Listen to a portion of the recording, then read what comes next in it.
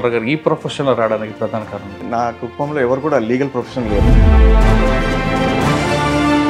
లాయర్‌గా కావాలనుకొని ఈ ప్రొఫెషన్ ఎంచుకున్నాను. జడ్జి కావాలని ఎప్పుడు నేను అనుకోలేదు. తాడిపత్రిలో మీకు మెయిన్ ఛాలెంజ్ ఏమొచ్చిందండి? అక్కడ రెగ్యులర్ కేసులు కనిపిస్తుంటాయి. బాగా ఫ్యాక్షన్ ఉన్నటువంటి కత్తి మీదతో సామాన్. ఒక జ్యుడిషియల్ ఆఫీసర్గా ఫ్యాక్షనిస్టులకు నుంచి ఎంత మర్యాద పొందాలో అక్కడ అంత మర్యాద పొందాలి. బయట వరకే ఫ్యాక్షన్, లోపలికి వస్తే నార్మల్ మ్యాన్. బయట ఏం చేస్తారో మనకు తెలియదు. కాబట్టి మనం ధైర్యంగా పనిచేయగలిగాం అక్కడ. సార్, మీరు పనిచేసిన కాలంలో ఒక మంచి జడ్జిమెంట్ చెప్పగలరు? ఇదే తాడిపత్రి ఉదాహరణ చెప్తాను మీకు. మున్సిపల్ కార్పొరేషన్ మీటింగ్ జరుగుతుందంట. సమావేశంలో ఏదో గలాట జరిగింది. ఆ టేబుల్ మీద ఉన్నటువంటి ఒక గాజు బాటిల్ తీసుకొని విసిరి కొట్టడం జరిగింది. అందులో ఉన్నటువంటి సాక్షులను చాలా మటుకు మేనేజ్ చేశాం. కానీ దెబ్బలు తగిలినోడైతే వాడిని మేనేజ్ కాదు కదా. అక్కడ ఉన్నటువంటి మున్సిపల్ చైర్మన్కి అప్పుడు శిక్ష విధించడం జరిగింది. అదొక సెన్సేషన్. అప్పుడు నల్గొండ ఒక పెద్ద క్లయింట్ బాంబే నుంచి తీసుకొని వచ్చినారు. అర్ధరాత్రి నా ఇంటి ముందర ప్రొడ్యూస్ చేసినారు. దాంతోపాటు నల్లకోట్లు ఇస్తున్నటువంటి అడ్వకేట్లు అందరూ ఆతృతగా ఆ కేసు గురించి ఎదురు చూస్తున్నారు. ఇంక్లూడింగ్ జ్యుడిషియల్ ఆఫీసర్స్, అడ్వకేట్స్, మా ప్రిన్సిపల్ డిస్ట్రిక్ట్ జడ్జ్ ఏం చేస్తాడు, రాజగోపాల్ వీనికి ఏం చేస్తాడు, బెయిల్ ఇస్తాడా?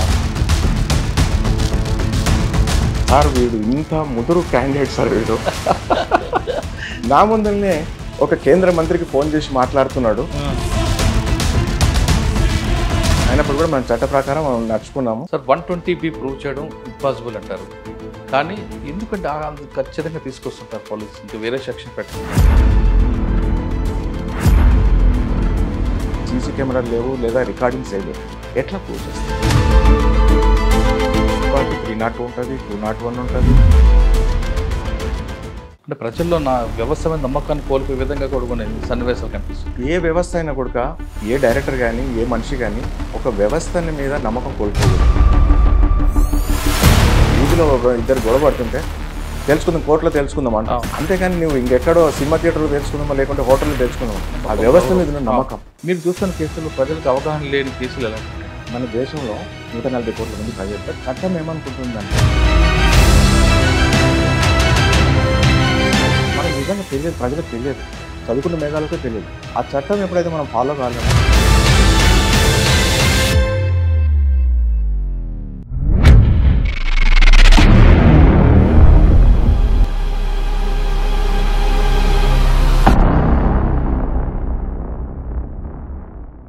రాజగోపాల్ గారు ఎక్కువగా ప్రజల్లో అవగాహన తేయడానికి, లీగల్ అవేర్నెస్ చేయడానికి ఎక్కువ కార్యక్రమాలు చేపడుతుంటారు. ప్రస్తుతం ఖమ్మం జిల్లాలో పనిచేస్తున్న ఆయన లోకాదాలు చేయడంతో పాటు ప్రజలకి ఎక్కడ లీగల్ అవసరం ఉందో వాళ్ళ అవగాహన తేవడం, ముఖ్యంగా కాలేజీలకు వెళ్ళి అక్కడ విద్యార్థులకి ర్యాగింగ్ పట్ల అవగాహన కలపడం, చిన్న చిన్న నేరాలు చేస్తే ఎలాంటి శిక్షలు పడతాయి అనే విషయాల్ని వాళ్ళకి ఎక్కువ ఎడ్యుకేట్ చేయడం అనేది ఆయనకి ఇంట్రెస్ట్ కనిపిస్తుంటుంది. ఇలాంటి విషయాల్లో ప్రజలకు ఎక్కువ అవగాహన కావాల విషయాల్ని ఆయన అడిగి తెలుసుకున్నాం. సార్, నమస్తే అండి. నమస్తే అండి. ఈరోజు మీతో ఇంటర్వ్యూ చేయడం అంటే నాకు చాలా చాలా గర్వంగా అనిపిస్తుంది. Thank you. ఎందుకంటే సార్, చాలామంది జడ్జీలు అందరూ ఉంటారు, వాళ్ళు కూడా ప్రజలతో వస్తుంటారు, కానీ కొంత గ్యాప్ కనిపిస్తుంటుంది. ప్రజలకి లీగల్ అవేర్నెస్ తేవడంలో మీరు ముందుంటారని చాలామంది చెప్తుంటారు. అంటే కేసులు రావడం, శిక్షలు వేయడం, కొన్ని కేసులు పోవడం కాసేపు పక్కన పెడితే ఆ టాపిక్ టచ్ చేయకుండా అసలు ప్రజలకి నేరాల పట్ల అవగాహన తేవడం, ఒక నేరం చేస్తే ఎలాంటి శిక్ష పడుతుంది విషయం వాళ్ళకి అవగాహన వస్తే ఆటోమేటిక్ నేరాల సంఖ్య కూడా తగ్గుతుందని భావించే వ్యక్తుల్లో మీరు ఒకరున్నారని నేను నమ్ముతున్నాను. మీరు చూసిన సర్వీసులు తీసుకుంటే ఎందుకంటే చిన్న చిన్న నేరం, పెట్టి మ్యాటర్ అనుకుంటాం, పెట్టి కేసు అనుకుంటాం. ఆ పెట్టి కేసుల్లో ఈ నేరాలు జరుగుతాయి, దానికి ఎలాంటి సెక్షన్లు వస్తాయి అనే విషయం అవగాహన లేక అనుకోవచ్చా, లేదు ప్రజలకి ఏవైనా చేయొచ్చు అనే భావనను కప్పుడ్చుకోవడానికి అనుకుంటారా? అసలు నేరాల సంఖ్య తగ్గించాలంటే శిక్షలు వేయడం కాకుండా వాళ్ళకి అవగాహన కల్పిస్తే నేరాల సంఖ్య తగ్గే అవకాశం ఉందంటూ కొన్ని పోలీస్ రికార్డ్స్ చెప్తుంటాయి, రిఫార్మ్స్ చేస్తుంటాయి. వాటిని మీరు నమ్మారు కాబట్టి మీకున్న సర్వీస్లో ఇప్పుడు తీసుకున్న లోక్ అదాలత్ కానీ లేదంటే అవేర్నెస్ కార్యక్రమంలో మీరు ఎంతవరకు చేసి ఉండొచ్చు, ఎంత దానిలో ఇన్పుట్స్ ఎలాగొచ్చాయని ఈ 3 ప్రశ్నల సమాధానం చెప్పే ముందు రాజగోపాల్ గారి కుటుంబ నేపథ్యం, రాజగోపాల్ గారు ఈ ప్రొఫెషన్లో రావడానికి ప్రధాన కారణం? నా కుటుంబ నేపథ్యం అంటే నా కుటుంబంలో ఎవరు కూడా లీగల్ ప్రొఫెషన్ లేరు. Out of passion and interest నేను గ్రాడ్యుయేషన్ తర్వాత ఒక లాయర్గా కావాలనుకొని ప్రొఫెషన్ ఎంచుకున్నాను. జడ్జి కావాలని ఎప్పుడు నేను అనుకోలేదు. ఓకే. యాదృచ్ఛికంగా లాయర్గా ప్రాక్టీస్ చేసినప్పుడు నోటిఫికేషన్ రావడం జరిగింది. సార్, మీ పేరెంట్స్ గురించి చెప్తారు? మా పేరెంట్స్, మా father business come agriculture family. ఎక్కడండి? అచ్చంపేట ప్రస్తుతం నాగర్ కర్నూలు జిల్లా, పూర్వపు మహబూబ్నగర్ జిల్లా. అవును. మా ఫాదర్ నేను 6 సంవత్సరాల వయసులోనే చనిపోయినాడు 1972లో. సో మా పాలన అంతా కూడా, మా పోషణ అంతా కూడా మా బ్రదర్స్ చేసినారు. వాళ్ళ యొక్క సహకారంతో, వాళ్ళ యొక్క పుషప్ వలన మేము చదువుకోగలిగినాము, చదువుకొని ఈ స్థాయికి రాగలిగినాం. సార్ అచ్చంపేట అనగానే ఒక మావోయిస్ట్ పార్టీ, పీపుల్స్ వారు, నల్లమల, ఆ భావజాలం ఎప్పుడు మేము పడలేదా? అసలు అలాంటి భావజాలం ఎప్పుడు జరగలేదు. అలాంటి వాటిని కూడా ఎప్పుడు మేము కలవడానికి ప్రయత్నం చేయలేదు. మా లైఫ్ స్ట్రీమ్లో కూడా ఎప్పుడు కూడా వాళ్ళు మా ప్రయాణంలో కూడా అడ్డు తగలలేదు. కాబట్టి తగలలేదు.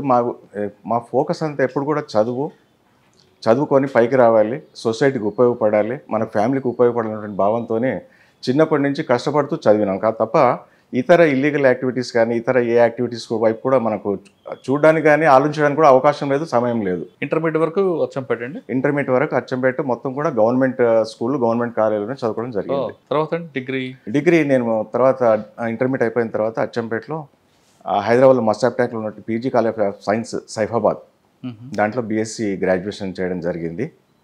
తర్వాత బీఈడీ కూడా చేయడం జరిగింది. బీఈడీ తర్వాత లా మీద ప్రొఫెషన్ ఇంట్రెస్ట్ మీద నేను లా చేయడం జరిగింది. అది కర్నూలులో ఉస్మానియా లా కాలేజ్.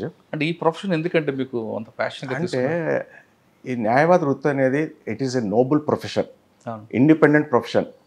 మనం ఒక 10 మందికి న్యాయం చేయాలన్నా, సహాయం చేయాలన్నా, ఒక పబ్లిక్ ఆఫీస్ కావాలన్నా కూడా ఒక న్యాయవాది, ఒక అడ్వకేట్ అనేటువంటిది మనకు ఉన్నట్లయితే ప్రజలకు పోవచ్చు, ప్రజలకు న్యాయం చేయవచ్చు, ఇండిపెండెంట్గా జీవించవచ్చు.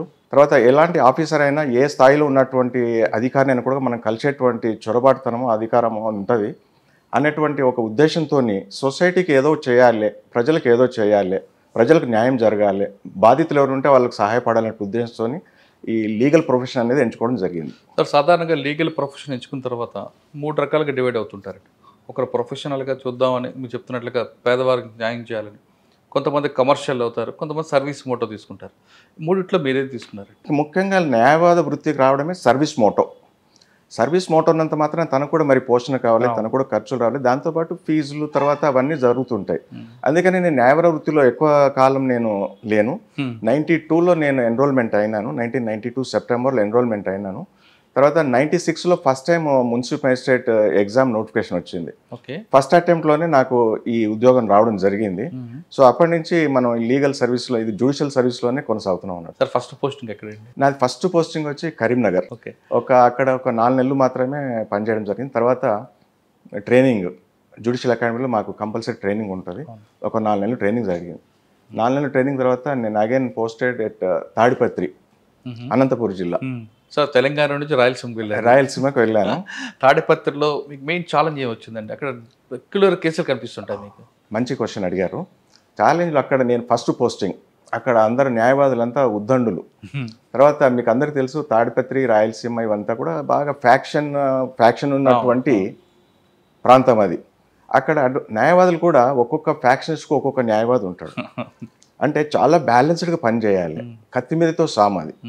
తర్వాత అక్కడ ఉండడానికి మాకు అఫీషియల్ క్వార్టర్ లేదు, ఒక ప్రైవేట్ హౌస్ చూసుకొని అందులో ఉన్నాను. అక్కడ ఉన్న తర్వాత చుట్టుముట్టు నిలబడి, సార్ ఇక్కడ ఎందుకు వచ్చినారు మీరు, ఈ చుట్టుముట్టు ఎప్పుడు బాంబులు పడతాయి అని నాకు అంటే ఒక సలహా మాదిరిగా ఇచ్చినారు. పర్లేండి, బాంబులు పడితే బాంబులతోనే సహజీవనం చేద్దాము, మీరు ఉన్నారు కదా మీతో పాటు మేము ఉంటామని చెప్పి సహజీవనం చేస్తాం. సో ఆ రకంగా తాడిపత్రిలో నేను 40 నెలలు పనిచేసినాను. మెమరబుల్ వర్కింగ్ కండిషన్ ఉండే అక్కడ, చాలా బాగుండే. అందరు అడ్వకేట్లు కూడా అందరు మంచి సహకారం దొరికింది నాకు అక్కడ. ఫ్యాక్షనిస్టులు అంటే వాళ్ళు పాపం జ్యుడిషియల్ ఆఫీసర్స్ దగ్గర కానీ, ఇంకా ఇతర పోలీస్ ఆఫీసర్స్ కానీ, ఇతర ఆఫీసర్ల దగ్గరికి వాళ్ళు ఏమి ఫ్యాక్షనిజం చేయరు. మనకు ఒక జ్యుడిషియల్ ఆఫీసర్గా ఫ్యాక్షనిస్టుల నుంచి ఎంత మర్యాద పొందాలో అక్కడ అంత మర్యాద పొందుతాం. అవునా? చాలా మర్యాద పొందుతాం. మనం ఒక జడ్జి అని తెలిస్తే ఎవరైనా పబ్లిక్ కామన్ మ్యాన్కి మనం రోడ్ పైన వెళ్తే కూర్చున్నవాడు కూడా లేచి 2 చేతులు ఎత్తి దండం పెడతారు. That much of respect judicial officer will get in Rayalaseema, more particular in faction zone. ఆ ఫ్యాక్షనిస్టులు మనకేమి మన విషయాల్లో ఎక్కడ కూడా తలదూర్చారు. వాళ్ళ ఫ్యాక్షన్ ఏదో వాళ్ళు కొట్లాడుకుంటారు, కేసులు పోలీస్ స్టేషన్లు అంతే తప్ప ఒకసారి కోర్టుకు వచ్చినట్లయితే వాళ్ళంతా ఒబీడియంట్ క్లయింట్స్ ఎవరు నాకు కనపడలే. అవునా?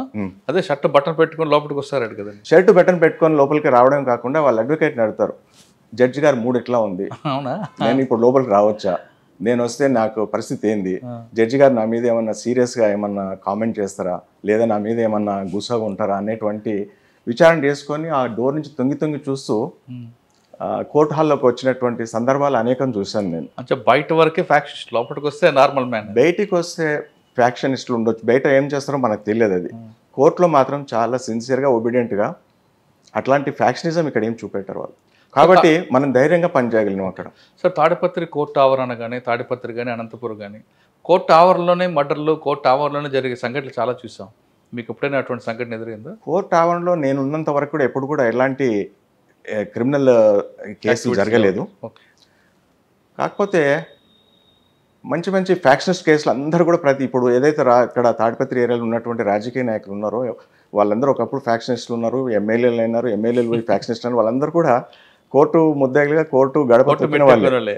వాళ్ళ నుంచి ఎప్పుడు కూడా ఎటువంటి ఇబ్బంది కానీ అన్కంఫర్టబుల్నెస్ కానీ ఎక్కడ కనిపించలేదు. సార్ మీరు పనిచేసిన కాలంలో ఒక మంచి జడ్జిమెంట్ ఏం చెప్పగలరా? అంటే రివీల్ చేయగలను అనుకుంటేనే, చెప్పొచ్చు అనుకుంటేనే చెప్పండి. ఇదే తాడిపత్రి ఉదాహరణ చెప్తాను మీకు. తాడిపత్రికి నేను 99 ప్రాంతంలో పోయాను స్టార్టింగ్లో. సరే ఆ రోజు మున్సిపల్ కార్పొరేషన్ మీటింగ్ జరుగుతుందంట. అప్పుడు మున్సిపల్ కార్పొరేషన్ చైర్మన్ అప్పుడు అధికార పార్టీకి చెందిన తెలుగుదేశం పార్టీకి చెందిన నాయకుడు ఉండే. సరే ఆపోజిట్ పార్టీ కార్పొరేటర్స్ వేరే పార్టీ వాళ్ళు ఉన్నారు. సరే ఆ సమావేశంలో ఏదో గలాట జరిగింది. అక్కడ ఉన్నటువంటి చైర్మన్ ఆ టేబుల్ మీద ఉన్నటువంటి ఒక గాజు బాటిల్ తీసుకొని విసిరి కొట్టడం జరిగింది. అక్కడ ఎదురుగా కూర్చున్నటువంటి వేరే పార్టీ కార్పొరేటర్కి గాయాలేని. సరే దానికి పోలీస్ స్టేషన్ పోవడము, హాస్పిటల్కి పోవడం, ఎఫ్ఐఆర్ చేయడం, కేసు కట్టడం అన్నీ జరిగినాయి. సరే అందరికీ తెలిసింది ఏంది, ఫ్యాక్షనిస్టులు అందరినీ మేనేజ్ చేస్తారని. అందులో ఉన్నటువంటి సాక్షులను చాలా మటుకు మేనేజ్ చేసినారు. కానీ దెబ్బలు తగిలినవాడు అయితే వాడిని మేనేజ్ కాడు కదా, వాని గాయం అయితే వాడిని గుర్తు చేస్తుంటుంది. వాడు వచ్చి ఉన్న సంఘటన మొత్తం యథార్థంగా చెప్పినాడు. అంతేకాకుండా ఆ కేసులో ఏ సాక్షి కూడా ప్రాసిక్యూషన్ సపోర్ట్ చేయలేదు. అతని సాక్ష్యం ఉంది. తర్వాత అతనికి ఏదైతే దెబ్బలు తగిలితే ట్రీట్మెంట్ ఇచ్చిన గవర్నమెంట్ డాక్టర్ ఉన్నాడో ఆయన సాక్ష్యం. ఈ రెండు సాక్ష్యాలను బట్టి అక్కడ ఉన్నటువంటి మున్సిపల్ చైర్మన్కి అప్పుడు శిక్ష విధించడం జరిగింది. అదొక సెన్సేషన్ అప్పుడు తాడిపత్రి ప్రాంతంలో. తెల్లారి వివిధ పత్రికా విలేకరులు రావడం జరిగింది. ఎలా జరిగింది సార్ ఇదని. ఎలా జరిగింది ఏముంది, ఉన్న మెటీరియల్ బట్టి 326లో మీరు జడ్జిమెంట్ ఇచ్చారు. అప్పుడు 324 కేసే, 324 ఐపీసీ కేసే. దాంట్లో కన్విక్షన్ పడింది. అయితే వాళ్ళకి ధీమా ఏమంటే ఈ కేసులో సార్ కొట్టేస్తాడు, జడ్జి గారు కేసు కొట్టేస్తారు, ఎవిడెన్స్ లేదు. నేను అందరినీ అందులో అప్పుడు ఉన్నటువంటి అఫీషియల్ విట్నెస్ కూడా అంటే ఆ సమావేశంలో పాల్గొంటున్న అఫీషియల్స్ కూడా హాస్టల్ అయిపోయినారు. ప్రాసిక్యూషన్కి వ్యతిరేకంగా సాక్ష్యం చెప్పినారు. ఎవిడెన్స్ ఉంది అంటే మెరిట్ అంటే ఇప్పుడు మెరిట్ అంటే 10 మంది చెప్తేనే కేసు ఉన్నట్టు కాదు. ఒక్కడు నమ్మదగ్గ సాక్ష్యం చెప్పినా కూడా ఆ కేసు ఇవ్వచ్చినటువంటి న్యాయ సూత్రాలు ఉన్నాయి. సుప్రీంకోర్టు జడ్జిమెంట్లు కానీ మన హైకోర్టు జడ్జిమెంట్లు కానీ ఉన్నాయి. తర్వాత అతను గాయం తగిలినటువంటి వ్యక్తి ఎవరైతే ఉన్నారో విక్టిము, అతనికి సంబంధించిన ట్రీట్మెంట్ ఇచ్చిన డాక్టర్ అయితే హాస్టల్ కాలేడు కదా, అతను చెప్పిన సాక్ష్యం దీనికి సరిపోలేదు, కొరాబరేషన్ దొరికింది. దాంతోపాటు ఎట్లాగో ఇన్వెస్టిగేటింగ్ ఆఫీసర్ చెప్తాడు. సో ఈ ముగ్గురు సాక్ష్యాన్ని బేస్ చేసుకొని ఆ మున్సిపల్ చైర్మన్కు అప్పుడు కన్విక్షన్ ఇవ్వడం జరిగింది. అదొక సెన్సేషన్ తాడిపత్రి ప్రాంతంలో. అంతవరకు ఎవరికి ఏ రాజకీయ నాయకుడిని కానీ లేదా ఏ ఫ్యాక్షనిస్ట్ కానీ శిక్ష పడలేదట. What I'm told. ఓకే, వాళ్ళు చెప్పిన దాన్ని బట్టి నాకు తెలిసింది. సార్ సాధారణంగా ఇందాక ప్రజల్లో ఒక అవగాహన అంటే ఒక రూమర్ ఉంటుందండి, జడ్జి గారు మూడు బట్టి ఉంటాయని. వాస్తవం అంటారండి అటువంటి? అది అవాస్తవం అండి. జడ్జి గారు మూడు అనేది దట్స్ పర్సనల్.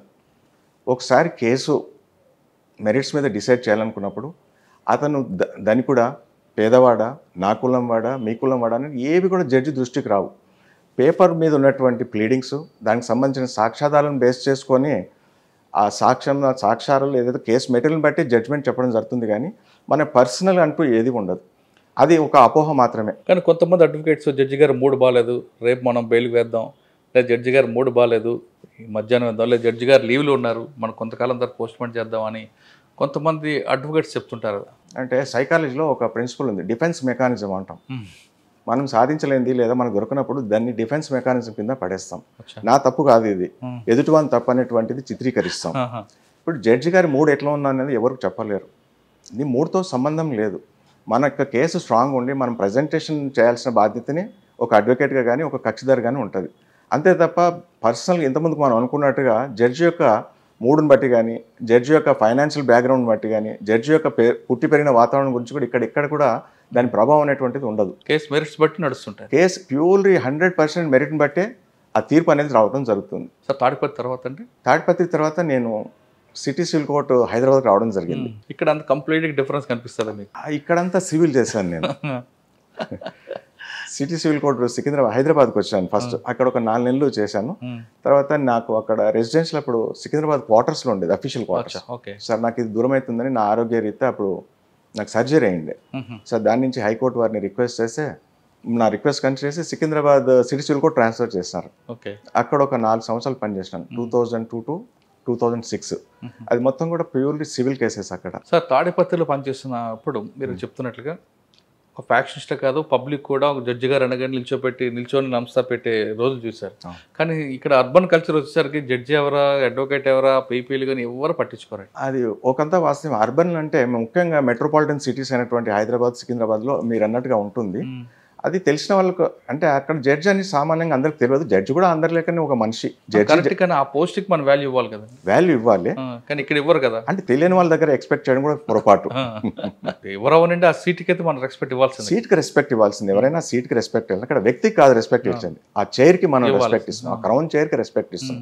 ఎంత పెద్ద అంటే మన వయసులో చిన్న ఉన్నా కూడా, మన అనుభవంలో చిన్న ఉన్నా కూడా పెద్ద పెద్ద అడ్వకేట్స్, సుప్రీంకోర్టు అడ్వకేట్స్ వస్తుంటారు ఒక్కొక్కసారి, మన హైకోర్టు అడ్వకేట్స్, వాళ్ళందరూ కూడా వచ్చి చేతికి దండం పెడుతున్నట్టు నాకు స్వయంగా పెడుతున్నట్టు కాదు. మనం కూర్చున్నటువంటి చైర్కి, క్రౌన్ చైర్కి సంతకం పెడతాం. అదేదో పాపం పెద్ద మనిషి వచ్చిందని మనమేమి పొంగిపోవాల్సిన పని లేదు. మన చైర్కి నమస్తే పెడుతున్నాడు. సో మన చైర్కి నమస్తే అంటే ఈ చైర్కి గౌరవం పెంచాల్సిన బాధ్యత అక్కడ కూర్చున్నటువంటి ఆ జడ్జి మీద ఆధారపడి ఉంటుంది. సార్ సివిల్ కేసులు అనగానే సాధారణంగా ప్రొలాంగ్ అవుతుంటాయి, ఎక్కువగా వాయిదాలు అవుతుంటాయి అంటారు, వాస్తవం అంటారండి? అంటే సివిల్ ప్రొలాంగ్ అవుతుంది అనేది వాస్తవమే. కాకపోతే మనం ఎక్కడ కూడా తప్పు చేయడానికి అవకాశం ఉండకూడదు. ప్రతిదీ ప్రొసీజర్ ప్రకారమే జరగాలి. ప్రతి ఒక్కరికి కూడా ప్రతి చోట అవకాశం ఇవ్వాలి. ఒకరికి అవకాశం ఇవ్వకుండా నెక్స్ట్ స్టెప్ పోనీక లేదు. పోతే మళ్ళీ పైకోర్టు పోయినా కూడా మళ్ళీ తిరిగి వెనక్కి వస్తుంది. అంటే ముందుకు పోయినామని పేరే కానీ మళ్ళీ వెనక్కి వస్తుంది. కాబట్టి ప్రొసీజర్ ప్రకారము ప్రతి స్టెప్ కంపల్సరీ ఫాలో అవుతూ పోతుండాలి. అంటే ఇంకొకటి మీరు అన్నదానికి డిలే అవుతుందంటే వాస్తవం. దానికి కారణాలు కూడా జడ్జి తర్వాత పాపులేషన్ రేషియో తక్కువ ఉంది మన దేశంలో. ఎన్ని పెరిగినా కూడా దాంతోపాటు లిటిగేషన్ కూడా పెరుగుతుంది. లిటిగేషన్తో పెరుగుతున్నట్టు దాని లిటిగేషన్ పెరిగినంత పర్సెంటేజ్ ప్రకారంగా ఈ జడ్జి రేషియో పెరగట్లేదు. కాబట్టి ఒక్కొక్క జడ్జికి పని భారం అనేటువంటి చాలా ఎక్కువైపోతుంది.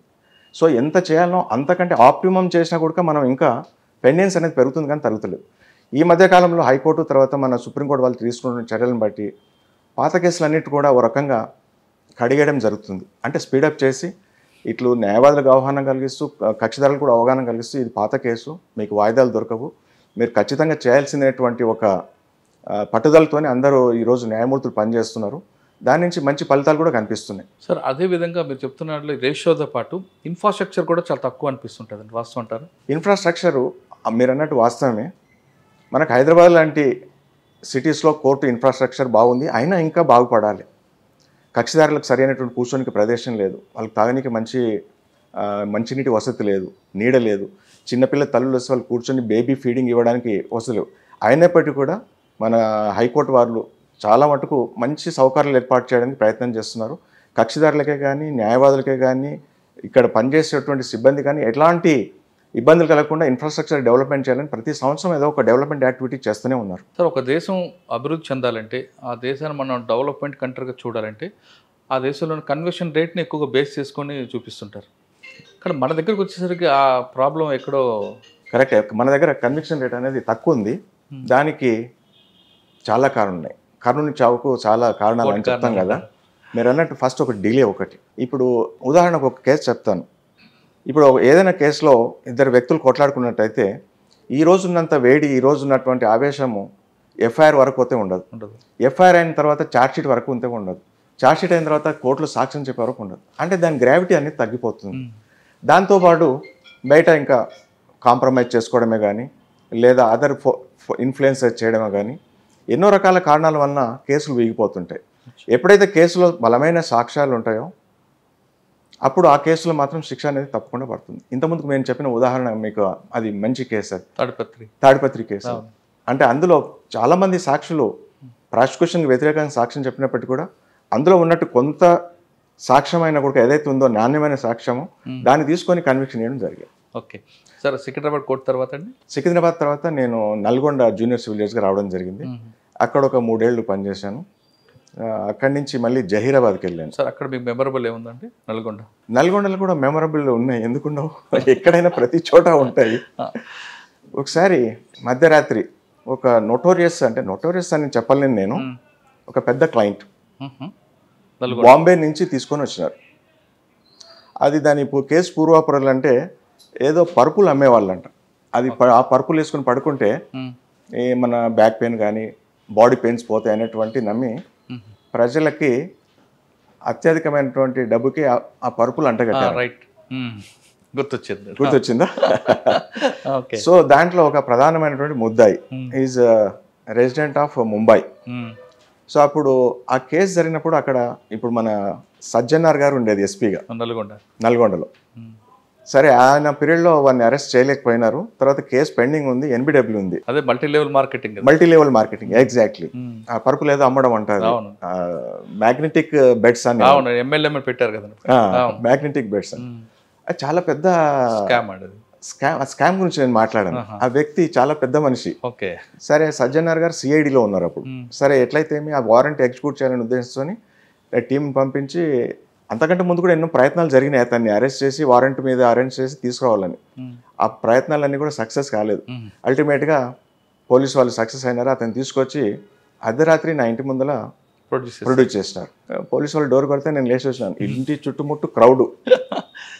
ఏంది ఇంత పెద్ద అంటే, దాంతోపాటు నల్లకోట్లు వేసుకున్నటువంటి అడ్వకేట్లు వచ్చినారు, బార్ ప్రెసిడెంట్, తర్వాత మిగతా పెద్ద పెద్ద అడ్వకేట్లు అందరూ వచ్చినారు. ఏమండి ఇంత రాత్రి పూట వచ్చారు అని అంటే, సార్ బెయిల్ వేస్తాను. మీరు బెయిల్ వేసినా ఇప్పుడు ఇవ్వనీకి రాదు కదా, మీరు రేపు ప్రయత్నం చేసుకోండి అన్నారు. సరే అని అందరూ ఆతృతగా ఆ కేసు గురించి ఎదురు చూస్తున్నారు, ఇంక్లూడింగ్ జ్యుడిషియల్ ఆఫీసర్స్, అడ్వకేట్స్, మా ప్రిన్సిపల్ డిస్ట్రిక్ట్ జడ్జ్. ఏం చేస్తాడు రాజగోపాల్, వీనికి ఏం చేస్తాడు, బెయిల్ ఇస్తాడా, రిమాండ్ పంపిస్తాడా? అందరికీ అంటే ఎవరికి తోచినట్టు వాళ్ళు ఊహించుకుంటుంటారు కదా, ఎందుకంటే అక్కడ ఉన్నటువంటి క్లయింట్ పెద్దవాడు. అతను సరే, నేను యాజ్ పర్ ప్రొసీజర్ నేను ఆ రాత్రి రిమాండ్కి పంపించినాను, రేపు మార్నింగ్ మీరు ఏదంటే కోర్టులో రెగ్యులర్ కోర్టులో మీరు బెయిల్ మూవ్ చేసుకోండి అని చెప్పి నేను రిమాండ్ రాసి పోలీసు వాళ్ళకి వారెంట్ ఇచ్చేసి జైలు పోకంటే ముందే అతను నా ఆరోగ్యం బాగలేదు, నా గుండె నొప్పేస్తుందని చెప్పి గవర్నమెంట్ హాస్పిటల్కి పోయినాడు. ఆ డాక్టర్ నాతో చెప్తాడు, సార్ వీడు ఇంత ముదురు క్యాండిడేట్ సార్ వీడు. నా ముందరనే ఒక కేంద్ర మంత్రికి ఫోన్ చేసి మాట్లాడుతున్నాడు. సో ఈ రకంగా నన్ను ప్యానిక్ చేసినాడు సార్. బట్ నేనేం చేయలేను, నాకున్న ట్రీట్మెంట్ నేను చేసినాను. అండ్ హార్ట్ పేషెంట్ కాదు సార్ అతను, నాకు తెలుసు, నేను ఒక కార్డియాలజిస్ట్గా నేను చెక్ చేసినాను, ఏం ప్రాబ్లం లేదని చెప్పి నేను సర్టిఫికేట్ ఇచ్చినాను. అయినా అతనుకున్న ఇన్ఫ్లుయెన్స్ ద్వారా నన్ను ఇన్ఫ్లుయెన్స్ చేయాలని నేను ఇన్ఫ్లుయెన్స్ కాలేదన్నాడు. సో ఆ రకంగా అతని చాలా దృష్టి ఉండే ఆ కేసు మీద. అయినప్పుడు కూడా మనం చట్ట ప్రకారం నడుచుకున్నాము. తర్వాత సార్ బెయిల్ సంగతి అది రెగ్యులర్ కోర్టులో జరిగింది. అది సార్ అటువంటి కేసులు వచ్చినప్పుడు ఏం చేస్తారండి? గవర్నమెంట్ హాస్పిటల్ రిఫర్ చేస్తారా మీరు? జనరల్గా గవర్నమెంట్ హాస్పిటల్కే రిఫర్ చేస్తారు. కొంతమంది ప్రైవేట్ హాస్పిటల్కి కావాలంటారు కదా, ప్రైవేట్ అక్కడ లేదు అని. అది వాళ్ళు అడగడం కాదు, మనకు ప్రభుత్వ హాస్పిటల్ ఉంది, జనరల్ హాస్పిటల్ ఉంది, దాంట్లో ఒక 500 మంది పేషెంట్స్ ఉంటారు, క్వాలిఫైడ్ డాక్టర్స్ ఉంటారు. ఒకవేళ అతనికి సంబంధించిన వ్యాధి జబ్బు ఏదైనా ఇక్కడ ట్రీట్మెంట్ కాకుండా వాళ్ళు హయ్యర్ సెంటర్కి రెఫర్ చేసేవచ్చు. సరే, అతనికి కార్డియాక్ పేషెంట్ ఉన్నాడు, లేదా బైపాస్ సర్జరీ చేయాలి, లేక స్టంట్ వేయాలి, ఇక్కడ మన ఈ లోకల్ హాస్పిటల్ ఆ ఫెసిలిటీ లేదనుకున్నప్పుడు అక్కడ సంబంధించిన డాక్టర్ అతన్ని ఎగ్జామిన్ చేసి హయ్యర్ సెంటర్కి రెఫర్ చేసే అధికారం వాళ్ళకు ఉంటుంది. సార్ ఇప్పుడు మీరు చెప్తున్నట్టు నైట్ టైం వచ్చి తలుపులు కొడతారండి పోలీసులు, మీకు ఇబ్బంది ఉంటుంది అంటప్పుడు? ఫ్యామిలీ ఇవన్నీ ఉంటారు కదా, రాత్రి వచ్చి ప్రొడ్యూస్ చేయాలి సార్ అని. ఇబ్బంది ఏమని కాదండి, మనం డెడికేటెడ్గా కమిటీగా ప్యాషన్ కొద్దీ ఉద్యోగం చేస్తున్నాం. జీతం గురించి కాదు ఉద్యోగం చేయడం, ప్యాషన్ కోసం. కాబట్టి అర్ధరాత్రి పూట వచ్చినా అపరాత్రి వచ్చినా అట్లాంటి ఇబ్బంది ఏముండదు. అంటే పోలీసులు కాకుండా కొంతమంది కక్షిదారు కూడా వస్తారు సార్, అయ్యా మాకు న్యాయం చేయండి. కక్షిదారులు ఎవరు కూడా రారండి. పోలీస్ వాళ్ళు మాత్రం రిమాండ్స్ తీసుకొని వస్తారు, ఎఫ్ఐఆర్స్ తీసుకొని వస్తుంటారు. తర్వాత ఇలాంటి వారెంట్స్ ఎగ్జిక్యూట్ చేసినప్పుడు కూడా తప్పదనుకున్నప్పుడు అర్ధరాత్రి పూట తీసుకొని వస్తుంటారు. అంతేకాకుండా డైయింగ్ డిక్లరేషన్స్ కూడా వస్తుంటారు. నిద్రలేని రాత్రులు గడపాల్సిన పరిస్థితి ఉంటుంది ఒక మేజిస్ట్రేట్గా, డీడీలు చెప్పాలి. మనం లేట్ అయితే అక్కడ విక్టిమ్ ఎవరైతే ఉన్నారో మనం పోయే లోపల చనిపోయే అవకాశం ఉంటుంది. కాబట్టి అర్ధరాత్రి ఏ రాత్రి వచ్చినా కూడా డీడీ ఇంటిమేషన్ వచ్చినప్పుడే డ్రెస్ చేసుకొని మేజిస్ట్రేట్ పరిగెత్తుతాడు. ఎప్పుడు కూడా బర్డెన్గా ఫీల్ కాడు. సార్ నల్గొండ తర్వాత నేను జహీరాబాద్కి వెళ్ళాను, మెదక్ జిల్లా. అక్కడ 1 సంవత్సరం చేశాను.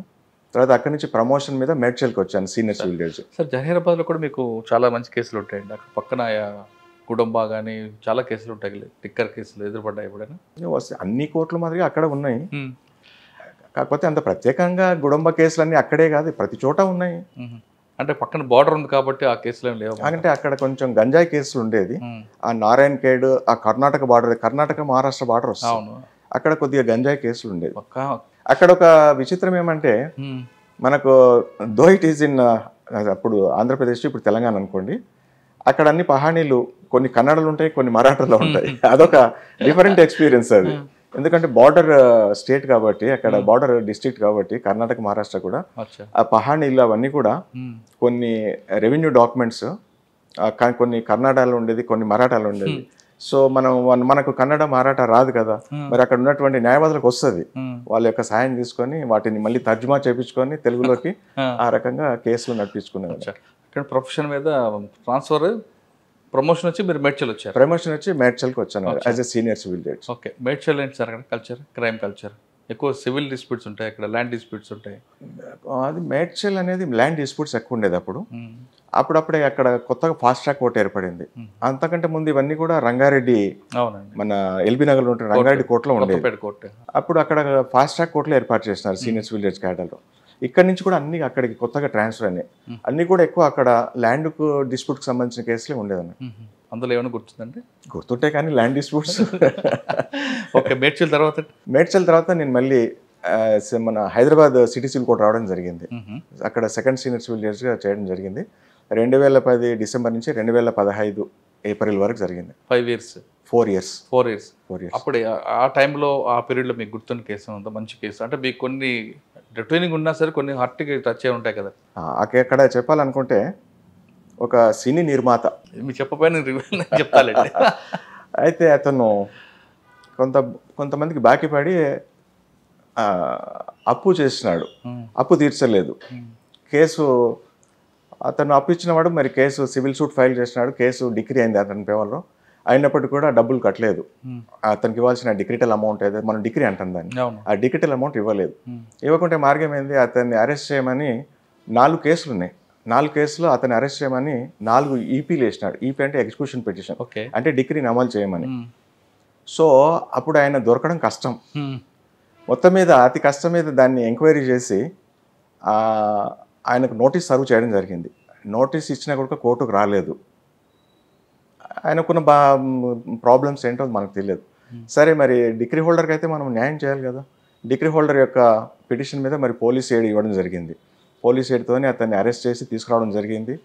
15 రోజులు మన కోర్టు కస్టడీలో పెట్టుకున్నాం. అతన్ని కోర్టు కస్టడీలోనే పెట్టుకున్నాం. అంటే కోర్టులో సెంట్రల్ నాజర్ అని ఉంటాడు, అతనికి కస్టడీలు ఇచ్చేస్తాము. అతనికి కావాల్సిన మళ్ళీ భోజనం ఖర్చులన్నీ కూడా ఇతని డిగ్రీ హోల్డరే పే చేస్తాడు. అది దట్ ఈస్ రూల్ ప్రొసీజర్.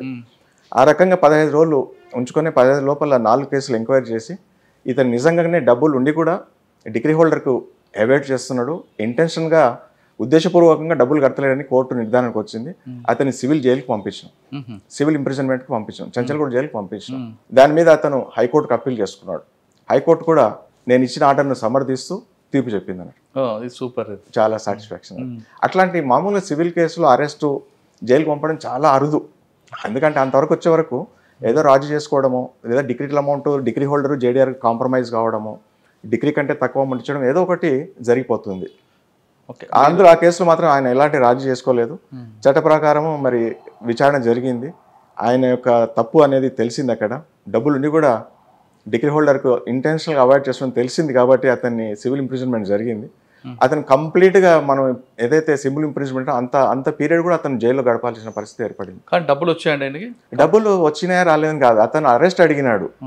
కాకపోతే ఇంకా డబ్బులని బాధ్యత అనేది అట్లాగే ఉంటుంది, అది పోదు. అది అతను కాకపోతే రెండోసారి జైలుకి పంపడం కుదరదు. సివిల్ కేసులో జైలుకి వచ్చిన తర్వాత మళ్ళీ అదే కేసులో డబ్బులు ఇవ్వకుండా మళ్ళీ జైలుకి పంపడం కుదరదు అన్నట్టు. సిటీ సివిల్ కోర్ట్ అనగానే ఎక్కువగా మనకు 138 కేసులు కనిపిస్తుంటాయి. సిటీ సివిల్ కోర్టులో 138 ఉండవండి, నాంపల్లిలో ఉంటాయి. నాంపల్లి, ఓకే. నాంపల్లి మీ దగ్గర కేసులని కూడా 447 ట్రెస్పాస్ కేసులు కనిపిస్తుంటాయి. అక్కడ క్రిమినల్ కేసులు ఎక్కడ ఉండవండి, మొత్తం ప్యూర్లీ సివిల్ మ్యాటర్సే ఉంటాయి. అంటే ప్రాపర్టీ సిటీ సివిల్ కేటగిరీ అదే మన దివాన్ దేవుడి దగ్గర, మదీనా దగ్గర, హైకోర్టు దగ్గర, పురాణ పూల్, అక్కడ క్రిమినల్ కేసులు అంటూ ఉండవు. ఒకప్పుడు ఉండేది, లాంగ్ బ్యాక్ అది. మేము సర్వీస్లోకి రాకముందుకు. అచ్చా. ఇప్పుడు ఓన్లీ ప్యూర్లీ సివిల్ కేసెస్ అక్కడ. అవునా? Okay. Property disputes, money disputes, all civil disputes అన్నీ అక్కడే ఉంటాయి. Okay sir. City civil court తర్వాత అండి? City civil court second civil తర్వాత నేను జగిత్యాలకు ట్రాన్స్ఫర్ అయినాను. ఓకే. అక్కడ ఒక 6 months పనిచేశాను. అప్పుడే నా అదృష్టం కొద్దీ అక్కడ పుష్కరాలు వచ్చినాయి, గోదావరి పుష్కరాలు. ఓకే. అది నాకు అనిపిస్తుంది, ఆ గోదావరి పుష్కరాల గురించి నేను అక్కడ పోయినాం అనిపిస్తుంది. సరే, గోదావరి పుష్కరాలు అయిపోయాక మళ్ళీ నాకు హైకోర్టు వారు ట్రాన్స్ఫర్ చేసినారు. మళ్ళీ నాంపల్లి క్రిమినల్ కోర్టు రావడం జరిగింది. ఇక్కడ ఏమున్నాయండి సార్? ఇక్కడ నాంపల్లి క్రిమినల్ కోర్టులో, నాంపల్లి క్రిమినల్ కోర్టులో ఉన్నప్పుడు ఒక నోటోరియస్ దొంగ, అది క్రిమినల్ అందాం, అతని మీద 350 కేసులు ఉంటాయండి. సరే, మేము ప్రతి శనివారం జైలుకు వెళ్లాల్సిన పరిస్థితి ఉండేది అప్పుడు. అంటే టెస్ట్ ఐడెంటిఫికేషన్ పీరియడ్, ముద్దాయిల యొక్క గుర్తింపు కార్యానికి మేజిస్ట్రేట్ వెళ్ళేవాడు. అతను వచ్చి చెప్పేవాడు, సార్ నా దగ్గర 350 కేసులు ఉన్నాయి నా పైన. వాడు అతనికి సిఆర్పిసి అలవోకగా చెప్పేవాడు. కుదిరిపోయాడు అయితే. అని నాకు ఒక అడ్వకేట్ కూడా, క్రిమినల్ ప్రాక్టీస్ చేసే అడ్వకేట్ కూడా అంత ప్రొవిజన్స్ అంత గట్టిగా చెప్పే సాహసం చేయడేమో. అతను చెప్తుంటే నాకే ఆశ్చర్యం కలిగింది. అరే నీకు ఎట్లా తెలుసు ఇవన్నీ అడిగాను. అప్పుడు చెప్తున్నా, సార్ నా పైన 350 కేసులు ఉన్నాయి, కోర్టు చుట్టూ తిరుగుతున్నాను, వచ్చినప్పుడల్లా ఒక ప్రొవిజన్ నేర్చుకుంటున్నాను సార్ అంటున్నాడు. సరే, అవుట్ ఆఫ్ ది రికార్డ్ అడిగాను, మరి 350 కేసులు ఉన్నాయి కదా, 350 కేసులు నువ్వు నిజంగా ఇన్వాల్వ్మెంట్ ఉందా అనేది? 350 కేసులు చేసినట్టు. సార్ అమ్మ తోడు, నేను 350 కేసులు చేయలేదు, కొన్ని కేసులు చేసిన, నేను ఒప్పుకుంటున్నాను. ఈ కేసు చేశాను, ఈ కేసు చేయలేదు, ఈ కేసు చేయలేదు, ఈ కేసు చేయలేదు అని. అంటే అతనికి ఉన్నటువంటి ప్రాబ్లం మనకు చెప్పుకుంటున్నాడు. కానీ చాలా మంది క్రిమినల్స్ కూడా సినిమా కష్టాలు చెప్తుంటారండి, మీరు నమ్ముతారా? సినిమా వేరు, నిజ జీవితం స్టోరీస్ అన్ని అదే విధంగా ఉంటుంటాయి కాదండి. సినిమాలో చూపించేది నిజ జీవితంలో ఉండే కేసులకి ఎటువంటి పొంతన కానీ పోలిక కానీ ఉండదు.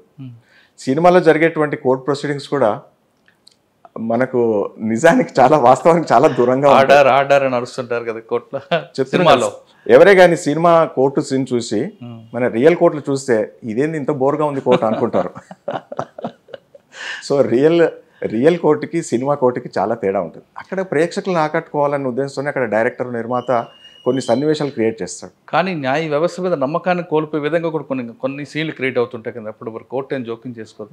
అంటే నిజంగా కూడా ఒక్కొక్కసారి న్యాయ వ్యవస్థ మీద నమ్మకం కోల్పోయేటువంటి పరిస్థితులు వస్తున్నాయేమో అనిపిస్తుంది. ఆ న్యాయ వ్యవస్థని ఒక కామెడీగా చూపించే సన్నివేశాలు కూడా చేస్తుంటారు. కానీ అది చాలా అరుదు. అట్లా చూపెట్టాలంటే కూడా దర్శకుడు తనకు కూడా ఒక రకమైన భయం ఉంటుంది గుండెలో, మైండ్లో. కోర్టుకు ఏదైనా వ్యంగ్యంగా చూపించాలన్నా, ఇంకే రకంగా కామెడీ పీస్గా చూపెట్టాలన్నా కూడా చాలా ధైర్యం చేయాల్సి. నాకు అనుభవం కొద్ది నేను ఎప్పుడు కూడా అటువంటి సీన్ చూసిన. ఒకవేళ అటువంటి సీన్ కానీ పెట్టినప్పుడు కోర్టు యాక్షన్ తీసుకోవచ్చా? సుమోటో తీసుకోవచ్చు. కంటెంప్ట్ అవుతుంది, అది అవహేళన చేసినట్టు, అవమానం చేసినట్టు. అంటే ప్రజల్లో నా వ్యవస్థ మీద నమ్మకాన్ని కోల్పోయే విధంగా కూడా కొన్ని సన్నివేశాలు కనిపిస్తుంది. ఏ వ్యవస్థ అయినా కూడా, ఏ డైరెక్టర్ కానీ, ఏ మనిషి కానీ ఒక వ్యవస్థని మీద నమ్మకం కోల్పోకూడదు. వ్యవస్థ పోతే టోటల్ సొసైటీ కొలాప్స్ అయిపోతుంది.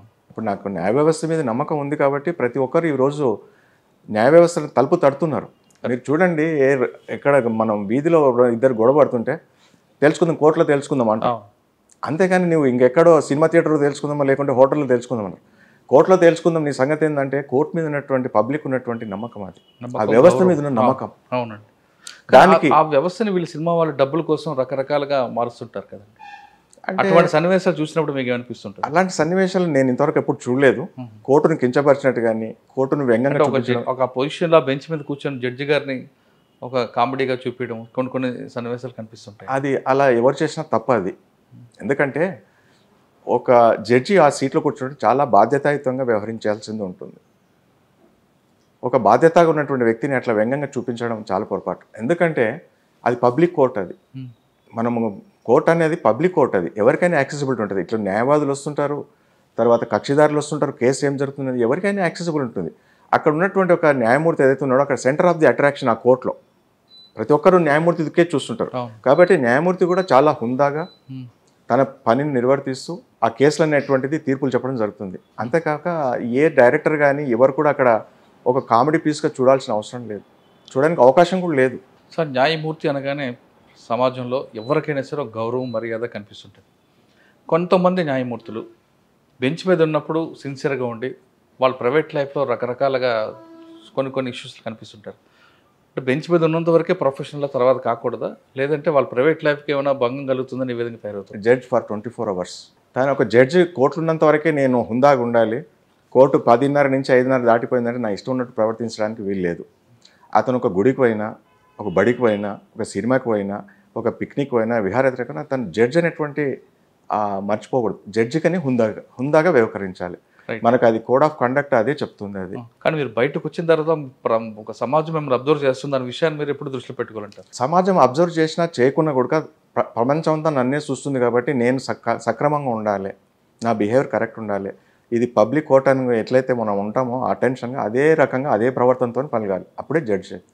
బయటకు పోయినాక జడ్జి వేరే రకంగా ఉండడానికి అవకాశం లేదు. జడ్జికి రెండో లైఫ్ లేదు, ఒకటే లైఫ్. కానీ ప్రైవేట్ లైఫ్ కొంత మిస్ అవుతుంది కదండి. కొంతగా చాలా మిస్ అవుతుంది, చాలా మిస్ అవుతుంది. బయటకు ఫ్యామిలీతో వెళ్ళాలన్నా చాలా విషయాలు ప్రోటోకాల్ ఉంటుంది. ఆ ఫ్యామిలీతో వెళ్ళొచ్చు, ఏమి ఇబ్బంది కాదు. కాకపోతే వర్క్ పని ఒత్తిడి వలన ఒక్కొక్కసారి ఫ్యామిలీని పట్టించుకోమను. మన పిల్లల చదువు గురించి మనం కేర్ తీసుకునే అవకాశం ఉండదు. మనకు ఒకసారి ఇంట్లో ఫ్యామిలీ మెంబర్స్ ఆరోగ్యం బాగాలేకుండా పోయి చూసి పలకరించేటువంటి అవకాశం ఉండదు. మన ఇంట్లో క్లోజ్ ఫ్యామిలీ మెంబర్ది పెళ్ళి ఉన్నా ఇంకేదైనా ఫంక్షన్ కూడా పోయేటువంటి అవకాశం ఉండదు. సో ఆ రకంగా ఏమైతుందంటే ఫ్యామిలీ లైఫ్కి రిలేషన్స్కి కొద్దిగా దూరం జరుగుతాం. ఎవరు లేకుండా హాయిగా భార్యనో పిల్లలు తీసుకున్న మార్కెట్కి వెళ్దామన్న సరదా కూడా ఉంటుంది కదా. వెళ్ళొచ్చు, వెళ్ళకూడదని ఏం లేదు. భార్య పిల్లలతో మార్కెట్కి వెళ్ళొచ్చు, టెంపుల్కి వెళ్ళొచ్చు, సినిమాకి వెళ్ళొచ్చు, షికార్కి వెళ్ళొచ్చు, వెళ్ళకూడదని ఏం లేదు. కాకపోతే ఎక్కడ పోయినా కూడా మనం ఒక జడ్జి అనేటువంటి ప్రోటోకాల్ కనిపిస్తుంటుంది కాబట్టి సివిలియన్స్ అందరూ అటెన్షన్ మీ మీద ఉంటుంది కదా. ప్రోటోకాల్ ఏముండదండి. ప్రోటోకాల్ మనం పెట్టుకుంటే ఉంటుంది. మనం చెప్పకుండా పోతే ఎవరికి తెలుస్తుంది? ఇప్పుడు చిన్న ఊర్లు అంటే మీరు అన్నట్టు మనం చెప్పకుండా కూడా బయటకు వెళ్తే జడ్జి గారు బయటకు వచ్చినారనేటువంటిది ఒక గుర్తింపు ఉంటుంది. అదే హైదరాబాద్లో, సికింద్రాబాద్లో మనల్ని ఎవరు గుర్తుపడతారు? పెద్ద పెద్ద మహానగరాలు ఎవరు గుర్తుపడతారు? మనకు ఆ కోర్టుకు సంబంధించిన వ్యక్తులు తప్ప థర్డ్ పర్సన్ గుర్తుపట్టే అవకాశం ఉండదు కదా. కాబట్టి అక్కడ కూడా గుర్తుపట్టినా గుర్తుపట్టకుండా కూడా మనం జడ్జి అనేటువంటిది 24/7 మన మైండ్లో ఉండాల్సిందే, ఆ రకంగా ప్రవర్తించాల్సిందే. ఓకే సార్, నాంపల్లి తర్వాత అండి? నేను నాంపల్లి తర్వాత నాకు మళ్ళీ ప్రమోషన్ వచ్చింది డిస్ట్రిక్ట్ జడ్జిగా. డిస్ట్రిక్ట్ జడ్జిగా వచ్చి మన సిటీ సివిల్ కోర్టులో 10th అడిషనల్ చీఫ్ జడ్జిగా రావడం జరిగింది. ఓకే, ఇక్కడ నుంచి అంటే అక్కడ ఎంతకాలం పనిచేశారు? అక్కడ 2 సంవత్సరాలు పనిచేశాను. అబ్బా, ఏమున్నాయి సార్ అక్కడ? అక్కడ సివిల్ కోర్ట్ అంటే మళ్ళీ ప్యూర్లీ సివిల్ కేసులే. అయితే జిల్లా జడ్జికి వచ్చినాక బాధ్యత ఎక్కువ ఉంటుంది.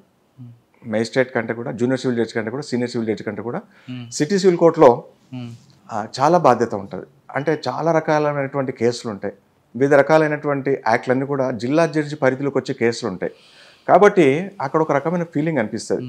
మనం ఇన్నేళ్ల సర్వీస్ వచ్చి చేసినా కూడా జిల్లా జడ్జిగా బాధ్యతలు చేపట్టినప్పుడు ఒక కొత్తదనం అనేటువంటి అనిపిస్తుంది. మనం ఇంకా ఎంతో నేర్చుకోవాలనేటువంటి భావన కలుగుతుంది. నాకేం తెలియదే, ఇంకా ఈ సబ్జెక్ట్ చాలా నేర్చుకోవాలనేటువంటి భావన కలిగింది అక్కడ ఒక జిల్లా జడ్జిగా. సార్, కేసులు పెండించి పెరుగుతున్నప్పుడు హైకోర్టు నుంచి కూడా మీకు ఫోన్స్ వస్తుంటాయి, కాల్స్ వస్తుంటాయి. టార్గెట్ ఉంటుందండి అందులో? ఎందుకు పెండింగ్? ఫోన్ కాల్స్ అంటూ ఏం రావు. ప్రతి ఒక్క జ్యుడిషియల్ ఆఫీసర్ కూడా టార్గెట్ ఉంటుంది. జూనియర్ సివిల్ జడ్జి క్యాడర్లో వాళ్ళకున్న. ఇక్కడ మీకు ఇన్ఫ్రాస్ట్రక్చర్ లేనప్పుడు ఎలా చేస్తారా? ఇన్ఫ్రాస్ట్రక్చర్ ఉన్నా లేకున్నా కూడా మనం చేయాల్సిందే. ఉన్న ఇన్ఫ్రాస్ట్రక్చరే ఇదే అనుకొని మనం ఉన్న దాంట్లోనే గొప్పగా చేసుకోవాలి. అది ఇన్ఫ్రాస్ట్రక్చర్ లేదని మనం ఎప్పుడో వస్తుంది దానికి ఎదురు చూసుకుంటూ కూర్చుంటే ఈరోజు కేసులు ఏం కావాలండి? మనకున్న ఇన్ఫ్రాస్ట్రక్చర్లోనే, మనకున్న స్టాఫ్తోనే, మనకున్న పరిస్థితులను లోబడే మనం హైకోర్టు ఏదైతే టార్గెట్స్ ఫిక్స్ చేసిందో ఆ టార్గెట్స్ని రీచ్ కావడం కాకుండా డబుల్ ది టార్గెట్స్ రీచ్ అవుతున్నాం. మన టార్గెట్స్ ఒక 12 యూనిట్లు చేయాలనుకుంటే మేము అంతటితో ఆగిపోతలేము. నేను 12 కేసులు వచ్చినాయని నేను అప్పటికి ఆగుతలేను. ఇంకా చేయాలి, ప్రజలకు కేసుల నుంచి విముక్తి కలిగేయాలి. కక్షిదారులు ఎంతో ఆశతోని కోర్టుకు వస్తున్నారు కాబట్టి మనకు వీలైనంత మ్యాక్సిమం ఆప్టిమం లెవెల్ మనం 12 బదులు 24 చేస్తామా, 36 చేస్తామన్నటువంటి ఉద్దేశంతోనే ప్రతిరోజు రెయిన్ బౌల్ కష్టపడి ఆ కేసులను డిస్పోజ్ చేయడం అనేటువంటి జరుగుతుంది. సార్, ఇప్పుడు మీరు ఫస్ట్లో చెప్పినట్లు మీ ఇచ్చిన జడ్జిమెంట్ని హైకోర్టు కూడా సమర్థించింది అనుకోండి, మీరు చాలా దానికి అచీవ్మెంట్గా ఫీల్ అవుతారు. ఒకసారి హైకోర్టు కొట్టింది అనుకోండి, ఈ కాదు కరెక్ట్ జడ్జిమెంట్ కాదు, అప్పుడు మీ ఫీలింగ్స్ ఎలాగ ఉంటాయి? మనం దాంట్లో మన కోర్టును సమర్థించడం మాత్రం మనం పొంగిపోవాల్సిన పని లేదు. ఓకే, మనకున్న పరిధిలో మనం రాస్తుంటాం. మన కోర్టు మనం ఇచ్చిన జడ్జిమెంట్ని తప్పు పట్టిన దాంట్లో కూడా మనం బాధపడాల్సిన పని లేదు. ఎందుకంటే ఆ సందర్భాన్ని బట్టి మనకున్న పరిజ్ఞానంతో అక్కడ ఉన్నటువంటి న్యాయవాదులు, అక్కడ ఉన్నటువంటి సాక్ష్యాల యొక్క మనకు కోఆపరేషన్ బట్టి ఆ జడ్జిమెంట్ ఇవ్వడం జరుగుతుంది. కాబట్టి ఒకసారి పొంగిపోవడం కానీ ఒకసారి కుంగిపోవడం అనేది జరగదు. మీకు ఒక మంచి ఉదాహరణ చెప్తాను. నేను సికింద్రాబాద్ 11th జూనియర్ సివిల్ జడ్జిగా పనిచేస్తున్నాను. ఒక ల్యాండ్ లార్డ్ టెనెంట్ డిస్ప్యూట్ అది. వాళ్ళిద్దరూ కోర్టులో కేసు వేసినారు, ల్యాండ్ లార్డ్ కోర్టులో కేసు వేసినాడు టెనెంట్ని వెకేట్ చేయమని. సరే, అల్టిమేట్గా కేసు అది ఇద్దరు రాజీ చేసుకున్నారు. రాజీ చేసుకుని టెనెంట్ నాకు కొంత టైం ఇవ్వండి, గడువు ఇవ్వండి, ఒక కొంతకాలం ఇస్తే నేను వెకేట్ చేస్తానని వాళ్ళు ఒక డిగ్రీ అవార్డు తీసుకున్నారు. మరి దాని ప్రకారం అతను అవార్డుకు కట్టుబడి ఉండలేదు, ఖాళీ చేయలేదు. చేస్తే మళ్ళీ ఈపీ వేసినారు. ఈపీ వేస్తే చాలా బిగ్ ఫైట్ అది, మంచి మంచి కమర్షియల్ ప్రాపర్టీ అది. సో ఆ కేసులో ఒక జూనియర్ సివిల్ జడ్జి నుంచి హైకోర్టు దాటి నుంచి సుప్రీంకోర్టు వరకు అయింది. సుప్రీంకోర్టులో కూడా నేను ఇచ్చిన ఆర్డర్ను ప్రివేల్ అయింది, కన్ఫర్మ్ అయింది. సుప్రీంకోర్టు ఆర్డర్ తర్వాత అతను ఫోర్స్ఫుల్గా వెకేట్ చేయించాల్సి వచ్చింది. కానీ బాగా ప్రాసెస్ అయింది ఉంటుంది, టైం ప్రాసెస్ ఉంటుంది. మీరు అన్నట్టు ఏదైనా ప్రొసీజర్ ఫాలో కావాల్సిందే. తర్వాత all courts are over burden. Sir మీరు చెప్తున్నట్లు అటువంటి కేసుల్లో ట్రెస్పాస్ కేసులు కానీ లేదంటే వెకెట్ కేసుల్లో రెంటల్ యాక్ట్ ప్రకారం వెళ్తే ఒక ప్రొసీజర్ ఉంటుంది. కానీ కోర్టుకు వెళ్తే టైం పడుతుందని, పోలీస్ స్టేషన్కి వెళ్తే సివిల్ బెటర్ అని, ఈ రెండింటి మధ్య థర్డ్ పార్టీ వారు ఎంటర్ అవుతుంటారండి. అందుకని మనం ఇప్పుడు లీగల్ సర్వీస్ అథారిటీ అనేది మనకు వచ్చింది. దాని నుంచి కోర్టులో మనం ఎన్నెన్ని కేసులు చేయగలుగుతాం. ఇంతకుముందు మనం చెప్పుకున్నట్టుగా పాపులేషన్ జడ్జి రేషియో తక్కువ ఉంది కాబట్టి ఆల్టర్నేటివ్ డిస్ప్యూట్ రిజల్యూషన్ మెకానిజం అని తీసుకొచ్చినారు. ఆ చట్టం ప్రకారం లోకాల ద్వారా, మీడియేషన్ ద్వారా, కన్సిలేషన్ ద్వారా వీలంత మటుకు కేసులను లోకాల ద్వారా సెటిల్ చేయడానికి ప్రయత్నం చేస్తుంటాం. ఆ రకంగా కోర్టుల మీద భారం తగ్గుతుంది, ప్రజలకు సరైనటువంటి న్యాయం, సత్వర న్యాయం. తర్వాత మీరు ఎక్కడి నుంచి ఎక్కడికి వచ్చారంటే సూర్యాపేటకు వచ్చారా? అక్కడి నుంచి నేను సంగారెడ్డికి వెళ్ళానండి. సంగారెడ్డిలో ఒక 6 నెలలు చేశాను. అక్కడ SC/ST కోర్ట్, అది SC/ST court cum additional district judge cum. అక్కడ ఒక 6 months చేసినట్టున్నాను. అక్కడి నుంచి మళ్ళీ Rangareddy 4th additional district and session జడ్జికి వచ్చినాను. అక్కడ 2 years చేశాను. అక్కడి నుంచి మళ్ళీ ప్రిన్సిపల్ ACB కోర్టుకు పోయినాను. ACB anti corruption. Sir Rangareddy కోర్టులో అన్ని మర్డర్ కేసులు కనిపిస్తుంటాయి. అక్కడ పెక్యులర్ కేసు ఏమైనా మీకు ఎదురైంది ఎప్పుడు? పెక్యులర్ కేసు నేను ట్రయల్ చేశాను, బట్ అది కేసు డిస్పోజల్ కాలేదు. ఈ సందర్భం దాన్ని డిస్క్లోజ్ చేయడం బాగుండదు. చాలా ప్రెస్టీజియస్ కేసు అది. చాలా అంటే చాలా క్రూరంగా అతన్ని చంపడం జరిగింది. అతను పోలీసు వాళ్ళు చాలా కష్టపడి సాక్ష్యాలు సేకరించి ఛార్జ్షీట్ వేసి కేసు ట్రయల్ చేసినారు. ఆ కేసు ఆపాలని అందులో ఉన్నటువంటి ముద్దాయిలు తమ శతవిధాల ప్రయత్నం చేసినారు. సరే, అయినప్పటికీ నేను కేసును అట్లాగే నడిపించినాను.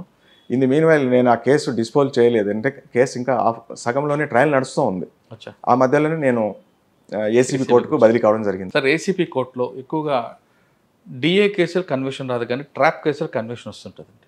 ఎందువల్ల అంటారు? అట్లనేం లేదండి. అంటే DA కేసులో దానికి అన్ని క్యాల్కులేషన్స్, మ్యాథమెటిక్స్ ఉంటాయండి. ట్రాప్ కేసు చాలా ఈజీ డిస్పోజ్ చేయడం. అంటే పాయింట్ ఆఫ్ వ్యూ చెప్తున్నాను, డిస్పోజల్ పాయింట్ ఆఫ్ వ్యూ చెప్తున్నాను. ట్రాప్ కేసులో చాలా ఈజీ డిస్పోజ్ చేయడం, అందులో సాక్ష్యం కూడా తక్కువగా ఉంటుంది, కొద్దిమంది విట్నెస్లు ఉంటారు. అదే డిస్ప్రపోర్షనేట్ అసెట్ కేసు అన్నప్పుడు వెల్యూమినస్ డాక్యుమెంట్స్ ఉంటాయి, చాలా బండిల్స్ ఉంటాయి, అందులో విట్నెస్ కూడా ఎక్కువ ఉంటారు. తర్వాత అవన్నీ కూడా మ్యాథమెటికల్ క్యాల్కులేషన్స్తో కూడుకున్న పని. సో ప్రాసిక్యూషన్ ప్రూవ్ చేయాలి ఇతను తనకు ఆస్తి కంటే, తనకు నోన్ సోర్స్ ఆఫ్ ఇన్కమ్ కంటే అధికంగా ఉందని ప్రాసిక్యూషన్ ప్రొవిజన్ తప్పకుండా శిక్ష పడుతుంది. సార్, ACB తర్వాత అండి? నేను ACB కోర్టు తర్వాత నేను సూర్యాపేట ప్రిన్సిపల్ డిస్ట్రిక్ట్ జడ్జిగా రావడం జరిగింది. ఓకే, అక్కడ ఏమి ఎదురైంది సార్ మంచి కేసు? అక్కడ ఒక మంచి కేసు అంటే కోదాడ జ్యూడిక్షన్లో ఫ్యాక్షన్ విలేజ్ ఉంది, నరసింహులపేటను మేల చెరువు దగ్గర అనుకుంటా. ఎస్, అదే కోదాడ జ్యూడిక్షన్ వస్తుంది. కోదాడ ఎప్పటి నుంచో ఫ్యాక్షన్, అది చాలా ఫ్యాక్షన్ విలేజ్ అది. ఆ ఊర్లో చాలా మర్డర్స్ జరిగినాయి. కాకపోతే ఏ కేసులో కూడా ఏ ముద్దాయికి, ఏ హంతకుడికి శిక్ష పడలేదు. సో మరి ప్రాసిక్యూషన్ వాళ్ళు, పోలీస్ వాళ్ళు చాలా ప్రెస్టీజ్గా తీసుకొని ఈ కేసు నడిపించినారు. ఆ కేసులో ఇన్వెస్టిగేటింగ్ ఆఫీసర్ని అప్రిషియేట్ చేయొచ్చు మనం. చాలా కష్టపడి ఎవిడెన్స్ కలెక్ట్ చేసినాడు, సైంటిఫిక్ ఎవిడెన్స్ కలెక్ట్ చేసినాడు. చాలా పకడ్బందీగా కేసు ఛార్జ్షీట్ ఫ్రేమ్ చేసినాడు. తర్వాత సరే, నా దగ్గర ట్రయల్ జరిగింది, అంటే అప్పటికే పార్ట్లీ ట్రయల్ జరిగింది, నా పీరియడ్లో అది కంక్లూడ్ అయిపోయింది. సో జిల్లా యంత్రాంగమే కాదు, రాష్ట్ర యంత్రాంగం కూడా ఆ కేసు గురించి పోలీస్ వాళ్ళు వెయిట్ చేస్తున్నారు రిజల్ట్ ఏమొస్తుందని. వచ్చిందా? ఆ కేసులో 8 మందికి హంతకులకు శిక్ష పడింది, లైఫ్ శిక్ష పడింది. సూపర్. ఒకరిద్దరు మాత్రం శిక్ష పడలేదు, వాళ్ళ మీద కేసు ప్రూవ్ కాలేదు. వాళ్ళ మీద కాన్స్పిరసీ ఉన్నది, ఆ కాన్స్పిరసీ అనేది ప్రూవ్ చేయలేకపోయినారు ప్రాసిక్యూషన్ వాళ్ళు. సో మిగతా ముద్దాయిలు ఎవరైతే నేరుగా పాల్గొన్నారో వాళ్ళందరికీ కూడా శిక్ష పడింది. అందులో సాక్ష్యాలు బలంగా ఉన్నాయి. సార్, 120B ప్రూవ్ చేయడం ఇంపాసిబుల్ అంటారు, కానీ ఎందుకంటే ఖచ్చితంగా తీసుకొస్తుంటారు పోలీసు, ఇంకా వేరే సెక్షన్ పెట్టకుండా? అంటే ఇప్పుడు కాన్స్పిరసీ, సపోజ్ మన ఇద్దరం ఇక్కడ 4 గోడలు కూర్చొని మాట్లాడుతున్నాం, వీళ్ళు ఎవరూ లేరు, మన ఇద్దరం కలిసి ఒక వ్యక్తిని మర్డర్ చేయాలనో, ఒక వ్యక్తిని దోపిడీ చేయాలనో, ఒక వ్యక్తి మీద ఏదో చేయాలని మనం అనుకుంటాం. ఇక్కడ ఏమి CC కెమెరాలు లేవు, లేదా రికార్డింగ్స్ ఏవి లేవు, ఎట్లా ప్రూవ్ చేస్తాను? అదే అండి, దానికోసం ఆ సెక్షన్ పెట్టే బదులు ఇంకో వేరే ఆల్టర్నేటివ్ సెక్షన్ పెట్టుకుంటే దాన్ని ఎలాగ వాడు కన్విక్షన్ తీసుకొచ్చే విధంగా చేయొచ్చు కదా. 120 పెట్టి ప్రూవ్ చేయడం 120 కాన్స్పిరసీ ఒకటే కాదు, మిగతా అఫెన్స్లు కూడా ఉంటాయి అక్కడ. దాంతోపాటు 301 ఉంటుంది, 201 ఉంటుంది, ఇంకా 324, 326, ఇంకా రకరకాల సెక్షన్లు ఉంటాయి. ఒక 120B కాన్స్పిరసీ ప్రూవ్ కానంత మాత్రం మొత్తం కేసు వీగిపోతుంది కాదు, ఆ పర్టికులర్ సెక్షన్ మీద కేసు వీగిపోతుంది. కానీ 120Bలో కూడా కన్విక్షన్ వచ్చే కేసులు ఉంటాయి కదండి. సైంటిఫిక్ ఎవిడెన్స్ ఏదైనా ఇప్పుడు సైంటిఫికల్గా బాగా అభివృద్ధి చెందినటువంటి కాలం ఇది. మరి ఏదైనా సాధ్యం ఈ కాలంలో, ఎవిడెన్స్ కలెక్ట్ చేసేదాన్ని బట్టి ఉంటుంది. సూర్యాపేట తర్వాత సార్? సూర్యాపేట తర్వాత ప్రస్తుతం ఖమ్మం. సార్ ఖమ్మం వద్దామండి. ఖమ్మంలో మీకు మంచి కేసు ఎదురుపడిందా? అక్విటల్ గా నేను ఇక్కడ పనిచేస్తున్నాను కాబట్టి చెప్పకూడదు దాని గురించి అడగొద్దు. కేసు గురించి మాట్లాడారు సార్. ఇంకా జనరల్ విషయాలకు వద్దామండి. ఒక జడ్జి గారికి బాగా స్ట్రెస్ ఉంటుంది, బాగా స్ట్రెస్ ఉంటుంది, కేసులు స్ట్రెస్. అందులో బయటపడాలంటే ఏం చేస్తారండి? అంటే ఒక్కొక్కరికి ఒక హ్యాబిట్ ఉంటుంది, పుస్తకాలు చదువుతారు, ఒకరు మ్యూజిక్, ఒక డాన్స్. స్ట్రెస్ ఉన్నమాట వాస్తవమే. దాని తగ్గట్టుగా జడ్జి లైఫ్ స్టైల్ మార్చుకుంటారు. రాజగోపాల్ గారు పొద్దున్నే యోగా చేస్తారు, ఈవినింగ్ వాకింగ్ చేస్తారు, వీలైనప్పుడల్లా 5 నిమిషాలు ధ్యానం చేసుకుంటారు. ఫ్యామిలీతో గడుపుతాం. ఫ్యామిలీకి టైం ఇస్తారా? ఫ్యామిలీకి టైం ఇవ్వాలి, లేకుంటే మనల్ని నమ్ముకొని ఉన్నప్పుడు వాళ్ళకు కూడా సరైన న్యాయం చేయాలి కదా. పిల్లలకు బాగోగులు పట్టించుకోవాలి, భార్య పిల్లల్ని చూసుకోవాలి, వాళ్ళ హెల్త్ని కాపాడుకోవాలి, పిల్లల ప్రోగ్రెస్, కెరీర్ చూసుకోవాలి. ఉన్నంత టైంలోనే అన్ని అడ్జస్ట్మెంట్. మన మైండ్ ఇక్కడ తిరుగుతూనే ఉంటుంది, కోర్టు కేసు తిరుగుతూనే ఉంటుంది, రాత్రి పడుకున్న కూడా రేపు జడ్జ్మెంట్ ఉంటే దీని గురించి తిరుగుతుంటుంది. ఇంతమందికి మీకు చెప్పిన నేను ఒక తాడిపత్రి కేసు, మీరు నమ్ముతారు, ఆ రోజు నాకు నిద్ర పట్టలేదు. అది సాధారణంగా చాలా మంది చెప్తుంటారు, జడ్జిలందరూ కూడా జడ్జిమెంట్ ఇచ్చే ముందు రోజు రాత్రి నిద్రలేని రాత్రులు చాలా ఉంటాయి. చాలా గడుపుతాం. అంటే మనం వచ్చే కంక్లూజన్ రైటా రాంగా, మనం ఏమైనా పొరపాటు చేస్తున్నామా, మనం పొరపాటున ఏమన్నా శిక్ష వేస్తున్నామా, లేదా పొరపాటున శిక్ష వేయాల్సిన కేసులో శిక్ష వేయకుండా ముద్దాయినికి ఏమన్నా బెనిఫిట్ ఇస్తున్నామా డౌట్ మీద అని రకరకాల ప్రశ్నలు మైండ్లో ఉద్భవిస్తుంటాయి. సార్ సాధారణంగా మనకు చర్చలోకి చెప్తుంటారు, చట్టంలోని న్యాయంలో కానీ, నిందితులు ఎంతమంది అయినా పర్వాలేదు, నిజమైన వాడేవాడు జైల్లో పోకూడదు. అటువంటి కేసు ఇప్పుడు ఎదురైంది మీకు? దట్ ఈస్ క్రిమినల్ జూరిస్ప్రుడెన్స్ అండి. అది 100 మంది నేరస్తులు తప్పించుకోవచ్చు, కానీ ఒక జైల్లో ఉండొద్దు లేదా శిక్ష అనుభవించొద్దు అని అది ఒక క్రిమినల్ జూరిస్ప్రుడెన్స్. అది నా జీవితంలో మాత్రం అలాంటి సందర్భం ఎప్పుడు తగలలేదు. నా ఉద్దేశం ప్రకారం ఎవరికైతే శిక్ష పడిందో వాడు నిజమైన నిందితుడే కాబట్టి శిక్ష పడిందని నేను అనుకుంటున్నాను. సార్ మీరు చాలా ఫ్యామిలీ కేసులు చూస్తుంటారు. అవునండి. ఫ్యామిలీ కేసుల్లో 2 పక్షాల అనిపిస్తుంటుంది, లేదా ఈగో ఫీలింగ్తోనే ఎక్కువ డిస్ప్యూట్స్ వస్తుంటాయి అంటారు? ఎస్, మీరు రైట్ క్వశ్చన్ అడిగినారు. ఈ మధ్యకాలంలో బాగా ట్రెండింగ్ అంటాం మీరు, బాగా లిటిగేషన్ పెరుగుతున్న కేసులు ఫ్యామిలీ కేసులు ఒకటి. నేను రంగారెడ్డిలో 4th అడిషనల్ డిస్ట్రిక్ట్ జడ్జిగా పనిచేసాను చెప్పాను కదా, అక్కడ దానికి ఫ్యామిలీ కోర్ట్ కూడా ఉంది. అందులో it is 4th additional district judge come additional family court. Okay. అక్కడ ఆ కోర్టులో ఉన్నప్పుడు ఫ్యామిలీ కేసెస్ చేయవలసినటువంటి సందర్భం ఏర్పడింది. చాలా మటుకి మీరు అన్నట్టుగా చిన్న చిన్న ఈగోలకి పోలీస్ స్టేషన్లు, కోర్టు మెట్ల వరకు రావడం జరుగుతుంది. చదువుకోని వాళ్ళకంటే చదువుకున్న వాళ్ళ కేసులు ఎక్కువ వస్తున్నాయి. చదువుకోని వాళ్ళు ఎవరైనా ఉంటే కోర్టుకు వస్తే వాళ్ళకు మనం రీకన్సిలేషన్ చేస్తాం. ప్రతి కేసు ట్రయల్కి పోయే ముందు రీకన్సిలేషన్, భార్యాభర్తలను కూర్చోబెట్టి వాళ్ళ యొక్క ఒప్పించి కన్సిలింగ్ చేసి కలపడానికి ప్రయత్నం చేస్తాం, రీకన్సిలేషన్ చేస్తాం. ఒక చదువుకున్న జంట బదులు ఒక చదువుకున్న జంటను మనం రీకన్సిల్ చేస్తే మనకు సక్సెస్ రేట్ 100% ఉంటుంది. వాళ్ళు మనం చెప్పింది వింటారు. జడ్జి గారు చెప్పినారు, ఈ రకంగా నడుచుకుందాము, నా తప్పులు ఇవి, నా భార్య తప్పులు ఇవి, లేదా నా భర్త తప్పులు ఇవి అనేటువంటి వాళ్ళు పట్టించుకోకుండా కలిసి మళ్ళీ జీవితాన్ని ముందరికి తీసుకుపోయే సందర్భాలు చాలా చూసినాం మేము. అటువంటి కేసులు వచ్చిందండి సార్? మీరు చెప్పిన ప్రకారం మళ్ళీ కలిసి ఉన్నాం, ఒక మా పిల్లలు అని వచ్చారు, రీకన్సిలియేషన్ చేసి వాళ్ళిద్దరిని కాంప్రమైజ్ చేసి కేసు కొట్టేసిన సందర్భాలు చాలా ఉన్నాయి. వాళ్ళు వచ్చి మేము కలుస్తుంటారా?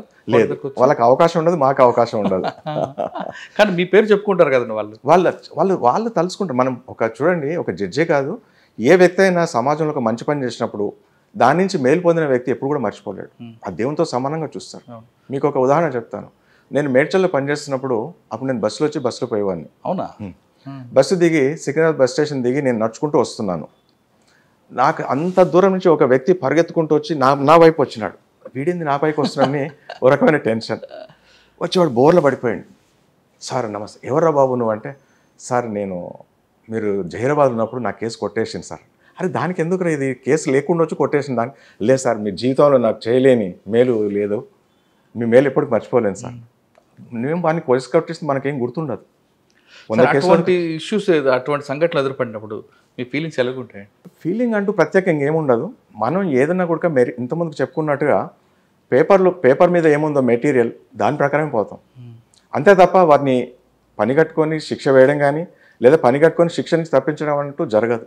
మీరు ఫ్యామిలీ కౌన్సిలింగ్ తీసుకొచ్చారు. ఎడ్యుకేటెడ్ ఫ్యామిలీస్ వస్తుంటాయి, వాళ్ళు ఇగోతోనే ఎక్కువ అవుతుంటారు. మోస్ట్లీ ఇంజనీరింగ్ గ్రాడ్యుయేట్స్తో ప్రాబ్లం ఉంది. ఇప్పుడు వచ్చే ఫ్యామిలీ కోర్ట్స్కి వచ్చే కేసులు ఎక్కువ కూడా బ్యాక్గ్రౌండ్ ఉన్న ఎక్కువ 90% ఆఫ్ ది కేసెస్ ఇంజనీరింగ్ గ్రాడ్యుయేట్సే ఉన్నారు.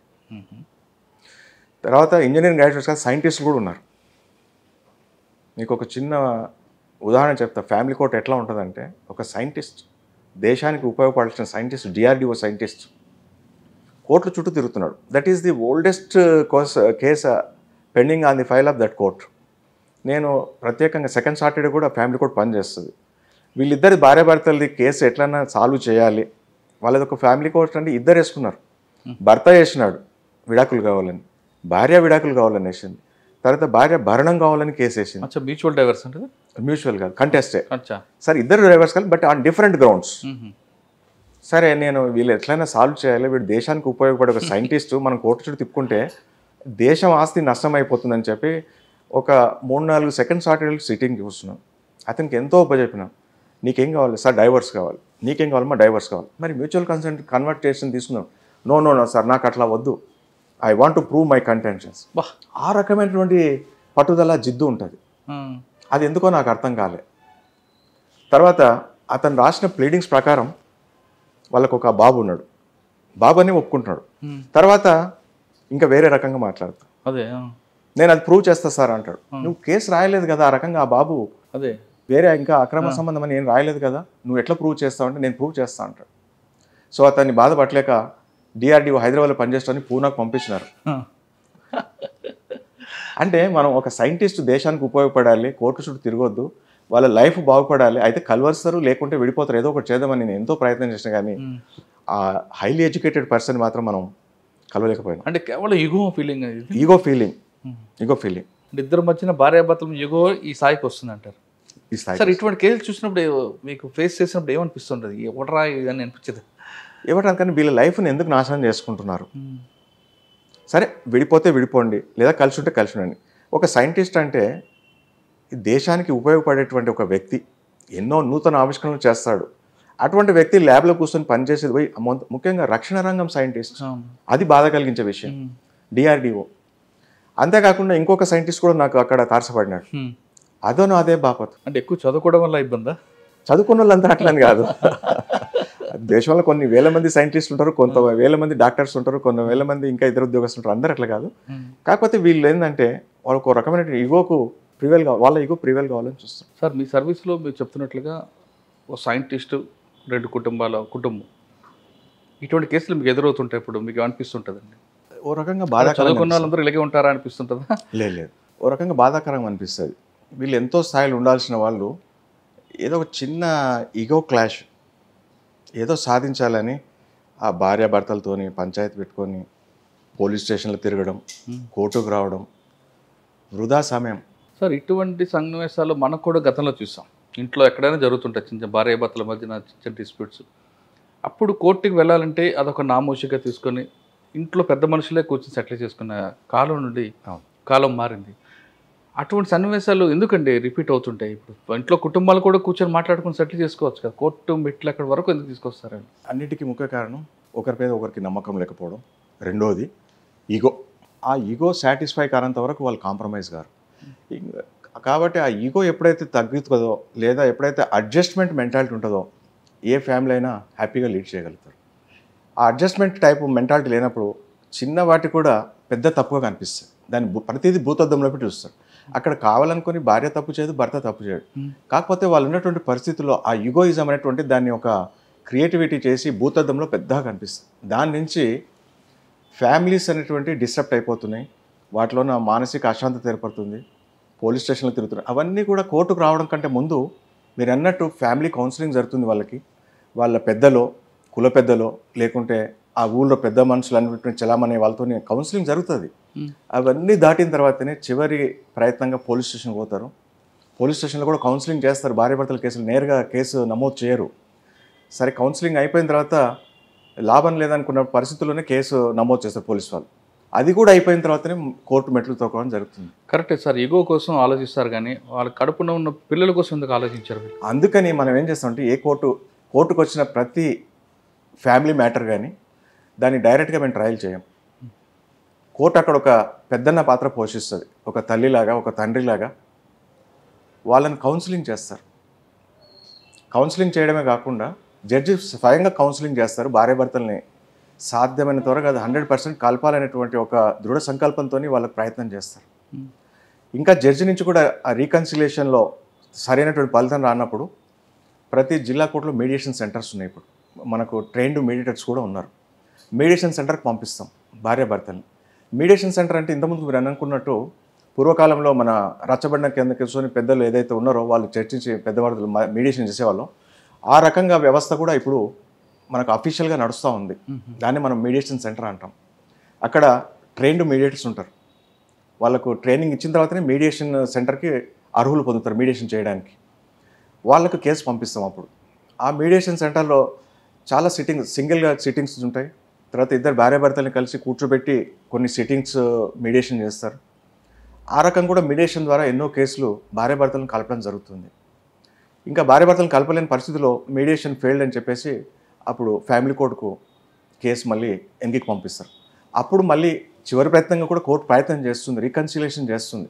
ఆ అడ్వకేట్స్తో మాట్లాడుతుంది, ఆ పార్టీతో మాట్లాడుతుంది. వీలైతే ఆ భార్యాభర్తల యొక్క వాళ్ళ తల్లిదండ్రులు కానీ వాళ్ళ పెద్ద మనుషులు కూడా పిలిచి మాట్లాడే సందర్భాలు చాలా ఉంటాయి. అప్పుడు కూడా కాదనుకున్నప్పుడే కేసు ట్రయల్కి వస్తుంది. అప్పుడు సాక్ష్యాధారాలను బట్టి కేసు ఫైనల్ డిస్పోజల్ చేయడం జరుగుతుంది. సార్, ఆ విధంగా విడిపోయారు అనుకోండి, మీరు చేసిన చివరి ప్రయత్నం వరకు చేసిన తర్వాత కూడా విడిపోయారు కనిపిస్తుంటారు. వాళ్ళకి పిల్లలు ఉంటారు, బాబో పాపో ఇద్దరు ఉంటారు. వాళ్ళు ఎంతవరకు తల్లిదండ్రులు ఉంటారు? తర్వాత ఒక ఏజ్ వరకు ఉంటారు. ఏజ్ తర్వాత తండ్రి ఎప్పుడు చూడొచ్చు? తండ్రి విజిటేషన్ రైట్స్ అడగవచ్చు.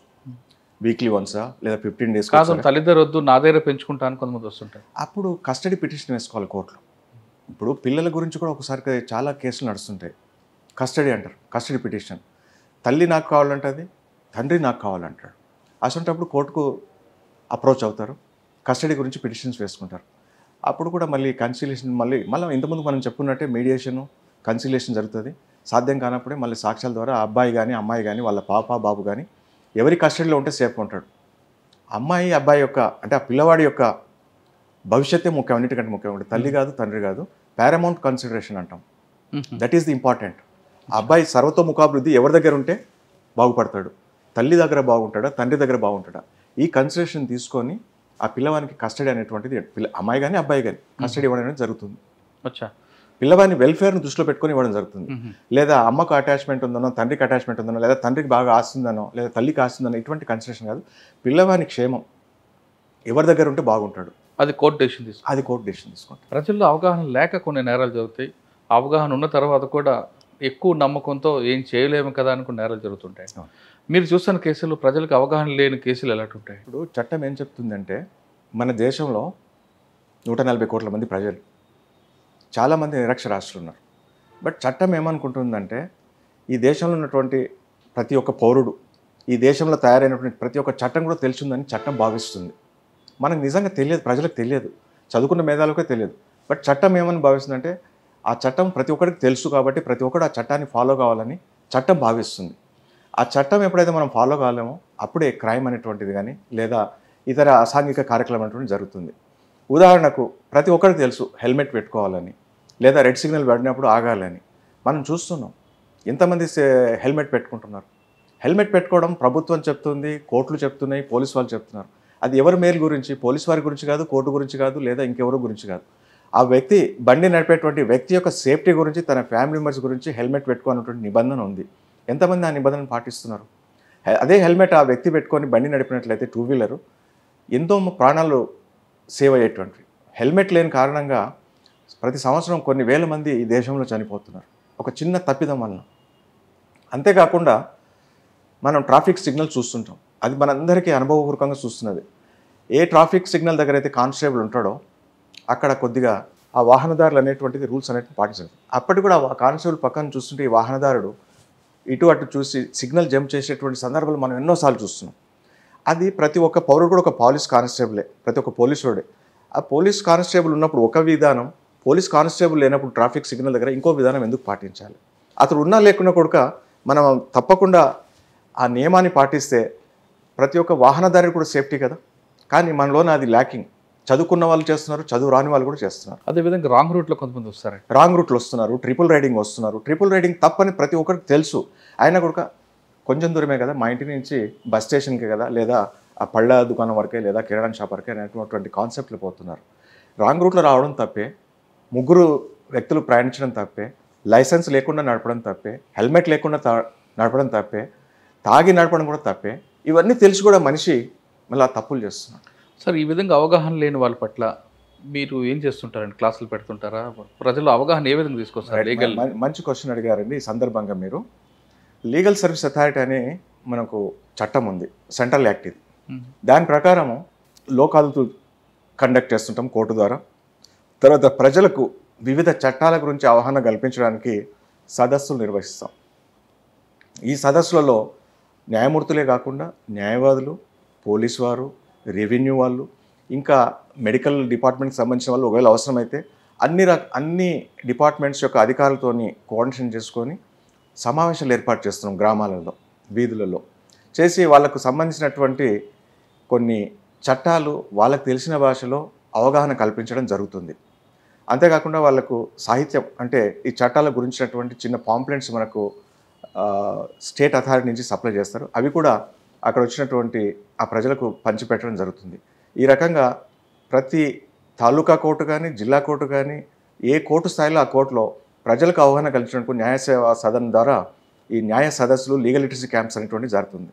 దాని ద్వారా అవగాహన కల్పిస్తున్నాం. సార్, ఆ సదస్సులో ఏ సెక్షన్లు ఎక్కువగా చెప్తుంటారండి జనాలకి? ముఖ్యంగా భరణం గురించి, మెయింటెనెన్స్ గురించి కానీ, ఇంతకుముందు మనం అనుకున్నట్టు మోటార్ వెహికల్స్ యాక్ట్ గురించి కానీ, తర్వాత ప్రామిసరీ నోట్స్, అప్పులు ఇవ్వడము, తీసుకోవడము, ఏ రకమైనటువంటి చట్టబద్ధంగా నడుచుకోవాలనేటువంటి కానీ, తర్వాత ఇంకా ఈ లేబర్ ఎవరైతే ఉంటారో వాళ్ళకి లేబర్ చట్టాల గురించి, తర్వాత మహిళలు ఉంటే మహిళలకు ఉన్నటువంటి హక్కుల గురించి, ఈ విద్యార్థులు ఉన్నట్లయితే గర్ల్స్ ఇన్స్టిట్యూట్స్కి వెళ్తున్నాము, తర్వాత ప్రొఫెషనల్ కాలేజెస్కి వెళ్తున్నాం, like medical college, engineering colleges.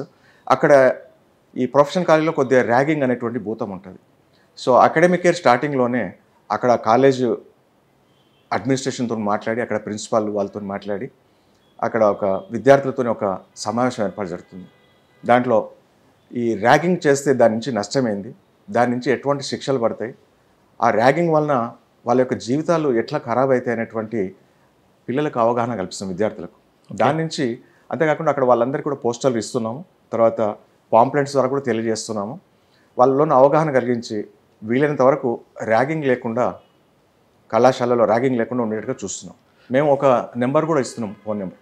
ఒకవేళ ఎవరైనా ర్యాగింగ్ చేసినట్లయితే ఈ నెంబర్ కాల్ చేసి మాకు డిస్ట్రిక్ట్ లీగల్ సర్వీస్ అథారిటీ తెలియజేస్తే అతనికి సరైనటువంటి కౌన్సిలింగ్ ఇవ్వడమే కాకుండా ర్యాగింగ్ నుంచి రక్షణ కల్పించడం కూడా జరుగుతుందని మేము మా తరపు నుంచి మేము భరోసా ఇవ్వడం జరుగుతుంది. ఓకే సార్, మీరు లీగల్ అవేర్నెస్ కార్యక్రమాలు పెడుతున్నారు, ప్రజల స్పందనలో ఉందండి.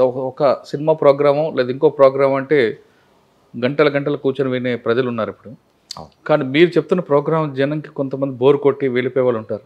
ఆ విధంగా వెళ్ళే వాళ్ళకి మీరు కూర్చోపెట్టి మాట్లాడడం, వాళ్ళకి అవగాహన కల్పించడం అనేది కొంచెం కత్తి మీద సామె అనిపిస్తుంది కదా? కత్తి మీద సామె మీరు అన్నది కరెక్టే. ఎందుకంటే మనం ఏ మీటింగ్ పెట్టినా కూడా పబ్లిక్ నుంచి వచ్చే డిమాండ్స్ ఏంటంటే, జనరల్గా నాకు రేషన్ కార్డు లేదు, నాకు పెన్షన్ కార్డు లేదు, లేదా నాకు పక్కా గృహం లేదు, లేదా నాకు ఇంకేదో గవర్నమెంట్ నుంచి వచ్చే బెనిఫిట్ నాకు దొరకలేదు, ఇట్లాంటివన్నీ కూడా ఇస్తుంటారు. మేము సావధానంగా వాళ్ళది వింటాము, తర్వాత వాళ్ళ దగ్గర అప్లికేషన్ తీసుకుంటాం, దరఖాస్తు. సపోజ్ ఎవరికైనా రేషన్ కార్డు లేదు, అలాంటి దరఖాస్తు తీసుకొని ఆ డిస్ట్రిక్ట్ కలెక్టరో లేదా పౌర సరఫరాల శాఖ అధికారికో దాన్ని మేము ఫార్వర్డ్ చేసి మళ్ళీ దాన్ని పర్సూ చేస్తున్నాం. నిజంగా వాళ్ళు ఎలిజిబిలిటీ ఉంటే వాళ్ళకి ఇప్పించడం జరుగుతుంది. మీకు చిన్న ఉదాహరణ చెప్తాను. మొన్న ఖమ్మంలో పేపర్లో ఒక ఆర్టికల్ వచ్చింది, న్యూస్ ఆర్టికల్ వచ్చింది. ఒక 4 పేద మనుషులు, వాళ్ళకు అంగవైకల్యం ఉంది, తినడానికి తిండి లేదు, ఉండడానికి ఇల్లు లేదు, అనారోగ్యంతో సతమతం అవుతున్నారు, కంటి చూపు లేకుండా. పేపర్లు చూసినాం. అది తెల్లారే మా సబ్జెక్ట్ అంటే లీగల్ సర్వీస్ అథారిటీ సెక్రటరీని, స్టాఫ్ను పంపించినాం. వాళ్ళ రిక్వైర్మెంట్స్ ఏందో కనుక్కున్నాం. వాళ్ళకి ఇమ్మీడియట్గా అప్పటిదప్పుడు గవర్నమెంట్ నుంచి ఒక వీల్ చైర్ ప్రొవైడ్ చేసినాం. తర్వాత సివిల్ సప్లై డిపార్ట్మెంట్ నుంచి బియ్యం ఇప్పించినాం. తర్వాత కలెక్టర్కు లెటర్ రాసి వీళ్ళకు ఇల్లు లేదు, వీళ్ళకు దే ఆర్ ఫిట్ పర్సన్స్, వాళ్ళకు ఒక గవర్నమెంట్ ఫ్రీ హౌసెస్ ఇస్తారు కదా స్కీమ్ కింద, వాళ్ళకి ఇవ్వాలని రాసినాం. కలెక్టర్ కూడా స్పందించి వాళ్ళకు రికమెండ్ చేసినాడు ఇవ్వమని. సో ఇలాంటి కార్యక్రమాలు కూడా చేస్తుంటాం అన్నట్టు. మా దృష్టికి రావడం లీగల్ సర్వీస్ అథారిటీ స్పందిస్తుంది. కరెక్టే సార్. కానీ పబ్లిక్ నుంచి ఇన్పుట్స్ వస్తుంటాయి అంటే వాళ్ళు మన వైపు వింటున్నారా లేదా అనేది, మనం పెట్టిన క్లాసుల వల్ల వాళ్ళకి అవగాహన వస్తుందా లేదా అనేది. ఇన్పుట్స్ అంటే మనం వీలైనంత వరకు మన భాషలో కాకుండా ఎదుటి వ్యక్తి అర్థం చేసుకునే భాషలోనే చెప్తాం. ఓకే. మనం ఎక్కడ ఇంగ్లీష్ కానీ తర్వాత హిందీలు కానీ మాట్లాడకుండా వాళ్ళు మాట్లాడుకునే భాష ఏదో మనకు ముందు తెలుస్తుంది, గ్రామీణ భాష. మనం ఆ భాషలో దిగి వాళ్ళ స్థాయికి దిగి మనం వీలైనంత వరకు ఎక్స్ప్లెయిన్ చేయడం జరుగుతుంది. కాబట్టి వాళ్ళు చెప్పినంతసేపు చాలా శ్రద్ధగా ఆలకిస్తుంటారు. వాళ్ళు ముందే దరఖాస్తులు రాసుకుంటారు. ఇలా జడ్జి గారు వస్తున్నారంట, తర్వాత తహసీల్దార్ వస్తున్నాడు, ఆర్డీఓ వస్తున్నాడు, లేదా పోలీస్ ఇన్స్పెక్టర్ వస్తున్నాడు, లేదా డిఎస్పీ వస్తున్నారని వాళ్ళకు ముందే చెప్తాం మేము. ఇట్లా పోలీసు అందరు వస్తున్నారని. వాళ్ళకు ఉన్నటువంటి సమస్యలు ఏదైతుందో వాళ్ళు ఒక దరఖాస్తు రూపం కూడా మాకు తెచ్చిస్తారు. అవి మేము తీసుకొని ఏది కూడా మళ్ళీ మేము కూడా డస్ట్బిన్ లేం, ప్రతిదీ కూడా సార్ట్ అవుట్ చేసి మళ్ళీ మేము రికార్డులో నమోదు చేసుకుంటాం.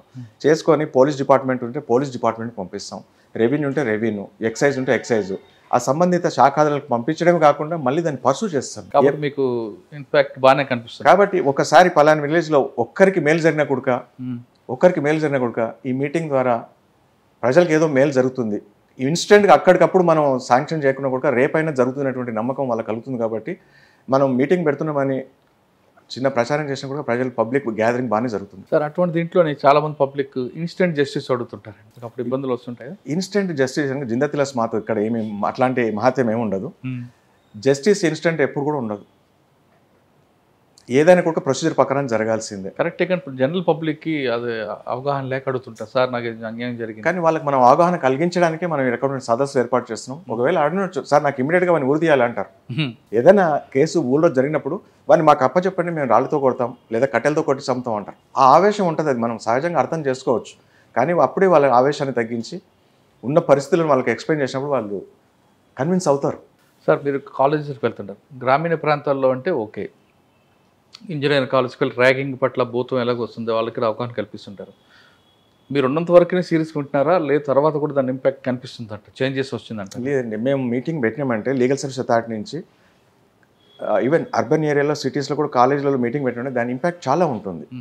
అంటే వాళ్ళకు సరిగా మనం ఒక అథారిటేటివ్గా వాళ్ళకి చెప్తున్నాం. మనం ఒక కోర్టు నుంచి ఒక జడ్జి వచ్చినాడంటే, ప్రజలకు జడ్జి వచ్చినట్టే దాని ఇంపాక్ట్ చాలా ఉంటుంది. ఎందుకంటే ప్రజలకు ఉన్నటువంటి భావన ఏంటి, జడ్జి అంటే కోర్టులోనే ఉంటాడు, 4 గోడల మధ్యన ఉంటాడు, ఎవరికి కనపడినటువంటి ఒక భావన ఉంది. అటువంటిది ఒక జడ్జి ఇవాళ ప్రజల మధ్యలోకి వెళ్తున్నాడు లేదా విద్యార్థుల మధ్యలోకి వెళ్తున్నాడు, వెళ్ళి వాటికి న్యాయ విజ్ఞానాన్ని లీగల్ లిటరసీ క్యాంప్స్ ద్వారా వాళ్ళకి విజ్ఞానాన్ని అందిస్తున్నాడు. కాబట్టి అక్కడ ఉన్నటువంటి ఆ జడ్జి అనేటువంటి గౌరవం కొద్దో లేకుంటే ఆ సబ్జెక్ట్ తెలుసుకోవాలనేటువంటి కుతూహలంతోనే మంచి రెస్పాన్స్ ఉంటుంది విద్యార్థులు. ఈవెన్ రూరల్ ఏరియాలో కాకుండా సిటీస్లో కూడా మంచి రెస్పాన్స్ ఉంటుంది. తర్వాత సార్ లోక్ అదాలత్ చూద్దాం. చిన్న చిన్న కేసుల్లోనే పెద్ద ఇష్యూ చేసుకుంటారు.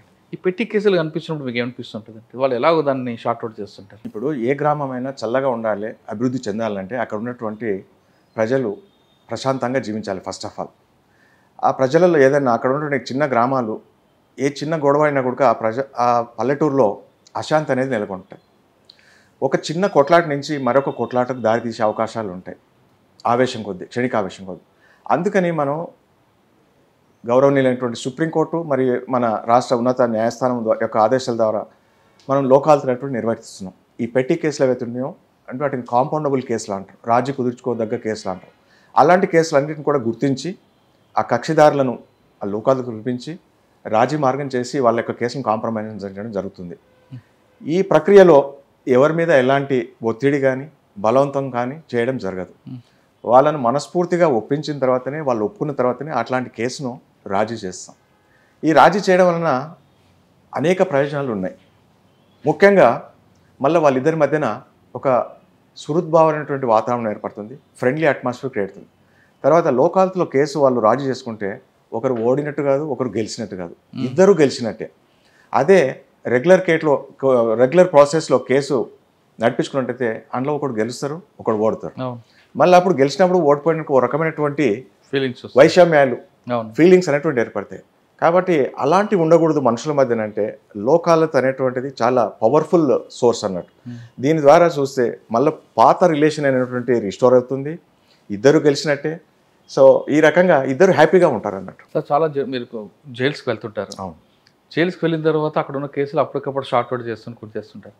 కానీ ప్రతి ఒక్క ఖైదీ కూడా నేను నేరం చేయలేదు, నా మీద అన్యాయంగా అక్రమంగా పెట్టారని చెప్పడం అనేది మీకు కనిపిస్తుంటుంది, వినిపిస్తుంటుంది. నిజమేనంటారా అవన్నీ? నేర న్యాయ వ్యవస్థ ఉంటుందంటే unless until guilt is proved is innocent. So అది ఆ బెనిఫిట్ అనేది ఉంది. ఎవరు కూడా నేను నేరం చేసినానని ఒప్పుకోడు. సరే, జైలు అదాలతులు మీరు అన్నట్టుగా ప్రతి జైల్లో కూడా పీరియాడికల్గా జైలు అదాలతులు నిర్వహిస్తుంటాం. ఆ జైలు అదాలతులు అంటే అక్కడ వాడు అడ్మిట్ చేస్తాడు, అవును సార్ ఈ కేసు నేను చేశాను, ఈ దొంగతనం చేశాను, నాకు తప్పైంది, నాకు తక్కువ శిక్ష అయ్యిందని వాడు 2 చేతులు జోడించి వేడుకుంటాడు. ఓకే. సరే, అతను చేసిన నేరం తీవ్రతను బట్టి, అతని యొక్క వయసును బట్టి, అతను ఎన్ని కేసుల్లో ఇన్వాల్వ్మెంట్ ఏమైనా, ఇంకా ఇది కాకుండా ఇంకేమైనా కేసులు ఇన్వాల్వ్మెంట్ ఉంది, ఇవన్నీ పరిశీలించి వీలైనంత వరకు తక్కువ శిక్ష వేసి అతనికి ఆ కేసు నుంచి విముక్తి చేయడం జరుగుతుంది అన్నట్టు. అదే హ్యాబిచువల్ అఫెండర్ వచ్చాడు. హ్యాబిచువల్ అఫెండర్ ఉంటే మనం కూడా కోర్టుకు కూడా ఒప్పుకోవు. ఎందుకంటే హ్యాబిచువల్ అఫెండర్ వస్తే ఇమ్మీడియట్గా వాడు ఒప్పుకుంటాడు, కేసు ఏదో ఫైన్ వేస్తాడు. అప్పుడు ఒప్పుకుంటా కూడా బాబు నీకు ఈ శిక్షకు మ్యాక్సిమం పనిష్మెంట్ 3 ఏళ్ళు ఉంది, మరి ఏం చెప్తావు 3 ఏళ్ళు ఏమంటావు? వాడు ఒప్పుకోడు 3 ఏళ్ళు అంటే. వాడు సెట్ ఆఫ్ అడుగుతాడు. సెట్ ఆఫ్ అంటే అంతకంటే ముందు వాడు 1 నెల రోజుల్లో 2 నెలల్లో జైల్లో ఉంటాడు కదా. ఆ జైల్లో ఉన్న కాలానికి ఈ శిక్షకు సరిసమానంగా ఏమని అంటాడు. అప్పుడు నేను ఒప్పుకుంటా అంటాడు. దానికి మనం కూడా అంగీకరించాం హ్యాబిచువల్ అఫెండర్ విషయంలో. ఏదో ఫస్ట్ టైం వచ్చినప్పుడు తెలిసి తెలియక చేసిన నేరస్తులకు సెటప్ చేసి వదిలేసేటువంటి సందర్భాలు ఉంటాయి. కానీ చిన్నపిల్లల పట్ల కానీ మహిళల పట్ల నేరాలు చేసి జైలుకి వచ్చిన తర్వాత మీరు ఎదురైతే తప్పు క్షమించండి అంటే మీరు ఇప్పుడు పోక్సో చట్టం తీసుకొచ్చింది, చాలా సీరియస్ అఫెన్సెస్ అందులో. కాబట్టి అట్లాంటి సీరియస్ అఫెన్సెస్ ఉన్న వాటిలో ఈ అడ్మిషన్స్ ఉన్నావు. ఒకవేళ అతను కేసు ఒప్పుకున్నా కూడా బాబు నీకు మ్యాక్సిమం పనిష్మెంట్ ఉందంటే ఎవరు కూడా ఒప్పుకోరు. అంతకంటే మున్పే వాళ్ళ అడ్వకేట్ చెప్తారు, అరే ఇందులో నువ్వు ఒప్పుకుంటే నీకు మ్యాక్సిమం శిక్ష పడతాయని వాళ్ళకి అలర్ట్ చేస్తారు. కాబట్టి అట్లాంటి కేసుల్లో వాళ్ళు ఒప్పుకునేటటువంటి ప్రసక్తే లేదు. సార్, జైల్లోకి వెళ్ళినప్పుడు పెక్యులర్ కేసు అని కనబడిందండి మీకు? నేను సూర్యాపేటలో పనిచేస్తున్నప్పుడు కోర్టు పక్కనే జైలు ఉంటుంది. అక్కడ 2 రకాల కేసులు నేను గుర్తించినాను ఆ కేసులో ఉన్నటువంటి ఇన్మేట్స్ ద్వారా. ఒకటి నెంబర్ 1 గంజాయి కేసులు ఉన్నాయి, గంజాయి కేసులో పట్టుబడినటువంటి ముద్దాయిలు. రెండోది ఇంతకుముందు మనం అనుకున్నట్టు పోక్సో కేసులు ఉన్నారు. అయితే గంజాయి కేసులో ఉన్న వాళ్ళు 2 రకాలు ఉన్నారు. ఒకడు ఆ గంజాయి తాగడం తినడానికి అలవాటు బానిసైన వాళ్ళు కొంతమంది ఉన్నారు. గంజాయి ద్వారా ఆదాయం సంపాదించుకునే వాళ్ళు 2 రకాలు ఉన్నారు. సరే, ఆదాయం సంపాదించుకొని కంట్రోల్ చేస్తాం, కానీ గంజాయిని తాగేవాడిని తినేవాడిని కంట్రోల్ చేయడం కష్టం. నేను అక్కడ పోతే జైలర్ నాకు ఒకటే మాట చెప్పినాడు, సార్ లోపలికి ఉన్నాం కానీ వీళ్ళని గంజాయి తాగలేకుండా కంట్రోల్ చేయడం కష్టంగా ఉందన్నాడు. ఎట్లా పాసిబుల్, మీరు 4 గోడల మధ్య ఉంటారు, గంజాయి లోపలికి ఎట్లా వచ్చే అవకాశం ఉంటుందన్న. పైన కోర్టు ఉంటుంది, కోర్టు పక్కన ఒక చిన్న కిటికీ ఉంటుంది.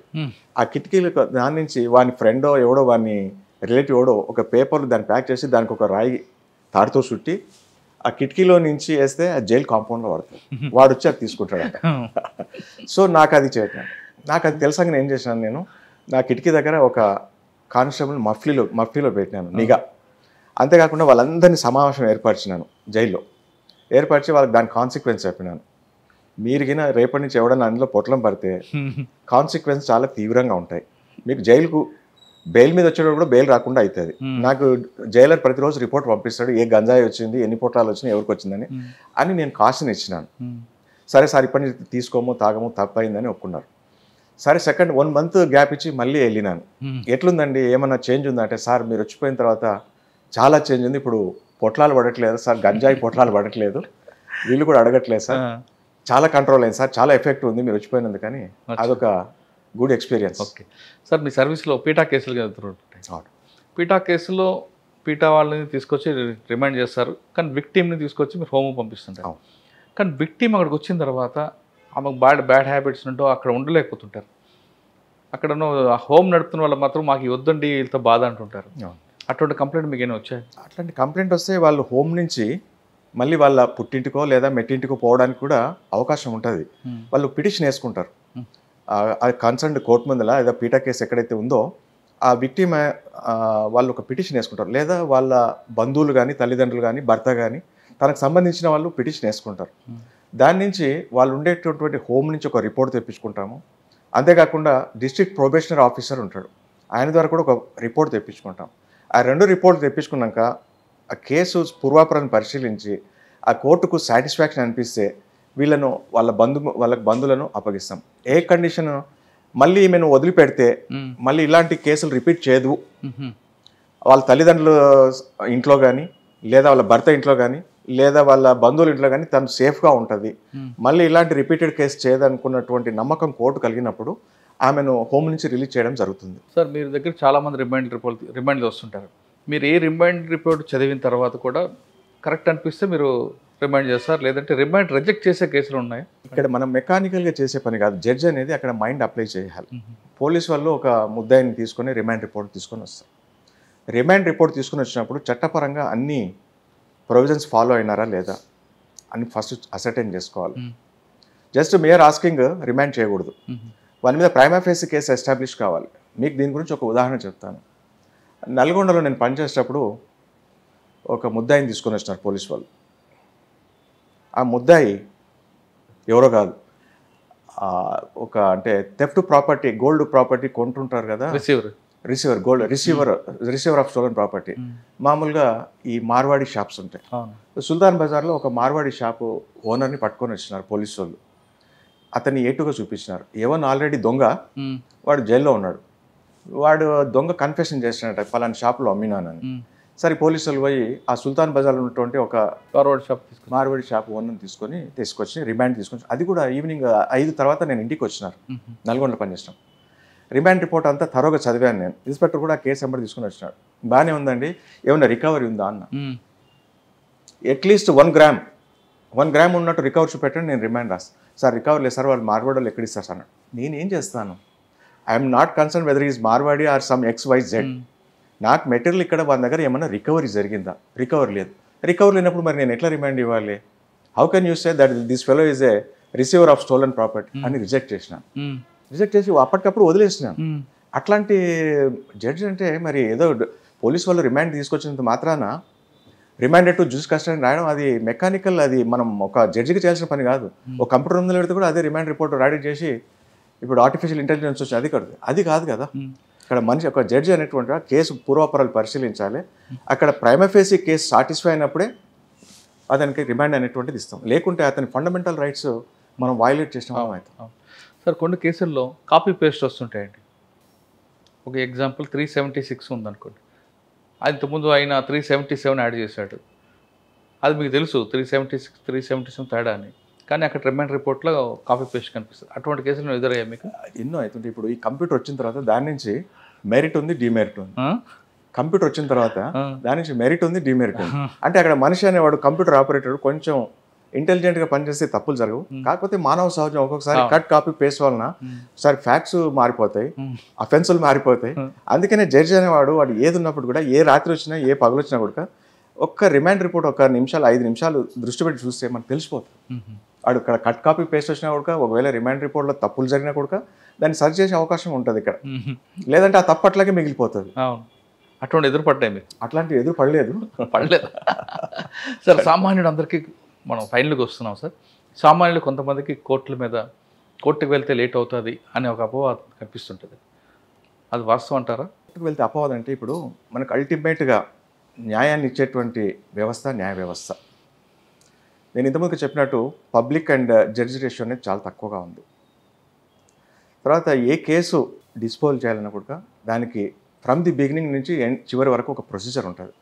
ఆ ప్రొసీజర్ కంపల్సరీ ఫాలో కావాల్సిందే. There is no shortcut. కాబట్టి ఇంతకుముందు కంటే కూడా ఇప్పుడు చాలా స్పీడ్గా కేసులు జరిగేటువంటి పరిస్థితి ఏర్పడింది. ఎందుకంటే ఇప్పుడు న్యాయమూర్తులు పెరిగినారు, కోర్టులు పెరిగినది, కోర్టులో కూడా క్రమేణా ఇన్ఫ్రాస్ట్రక్చర్ కూడా డెవలప్ అవుతుంది, ఇంప్రూవ్ అవుతుంది. వీలైనంత వరకు కేసులు గతంలో కంటే కూడా ఇప్పుడు స్పీడ్గా జరుగుతున్నటువంటిది. జనరల్ పబ్లిక్కి చిన్న చిన్న ఇష్యూస్ ఎక్కువ అనుమానాలు వస్తుంటాయి. ఎవరికి సంప్రదించాలి, ఎలా సంప్రదించాలని ఒక అనుమానాలతో వాళ్ళే మదన పడి తాగిపోతుంటారు.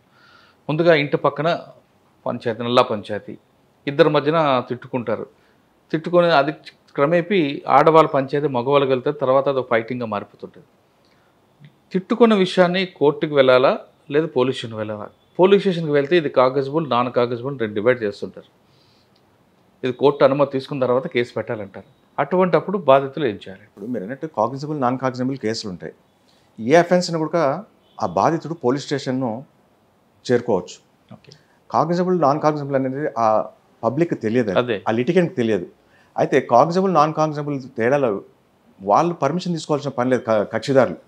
తర్వాత పోలీసు వాళ్ళు ఒక ప్రాపర్ ఫామ్ ద్వారా కోర్టును అప్రోచించి సార్ ఇది నాన్ కాగ్నిజబుల్ కేసు, నాకు ఇన్వెస్టిగేషన్ చేయడానికి పర్మిషన్ ఇవ్వండి అని పర్మిషన్ తీసుకుంటాడు. జనరల్గా కోర్టు నాన్ కాగ్నిజబుల్ కేసులో పర్మిషన్ ఇస్తుంది. ఆ పర్మిషన్ ఇచ్చే లోపల ఏం చేస్తారంటే ఆ స్టేషన్ హౌస్ అధికారి SHO అంటాము, జనరల్ డైరీలో ఎంట్రీ చేసుకుంటాడు. ఆ ఇన్ఫర్మేషన్ ఎంత వచ్చిందో జనరల్ డైరీలో రాసుకుంటాడు. జనరల్ డైరీలో రాసుకొని కోర్టు ద్వారా పర్మిషన్ తీసుకొని కేసును ఛార్జ్షీట్ ఫైల్ చేయడం కానీ లేదా లోకాల్కి రెఫర్ చేయడం కానీ జరుగుతుంది. ఓకే. అంతేకాకుండా మీరు అన్నట్టుగా లీగల్ అవేర్నెస్ తక్కువ ఉన్నప్పుడు పబ్లిక్ పోలీస్ స్టేషన్ అని అప్రోచ్ కావచ్చు, లేదా ప్రతి కోర్టు ఆవరణలో తాలూకా కోర్టులో కూడా లీగల్ సర్వీస్ అథారిటీకి సంబంధించినటువంటి ఒక ఆఫీస్ ఉంటుంది. నేరుగా ప్రజలు అక్కడికి సంప్రదించవచ్చు. వాళ్ళు సంప్రదిస్తే అక్కడ వాళ్ళకు సరైనటువంటి గైడెన్స్ ఇవ్వడం జరుగుతుంది. అక్కడ ఉన్నటువంటి జడ్జి కానీ లేదా అక్కడ ఉన్నటువంటి లీగల్ ఎయిడ్ కౌన్సిల్స్ అని ఉన్నారు ఇప్పుడు. అక్కడ ఉన్నటువంటి స్టాఫ్ కానీ లీగల్ ఎయిడ్ కౌన్సిల్స్ కానీ లేదా ప్రతి శనివారం జడ్జి అక్కడ కూర్చుంటాడు.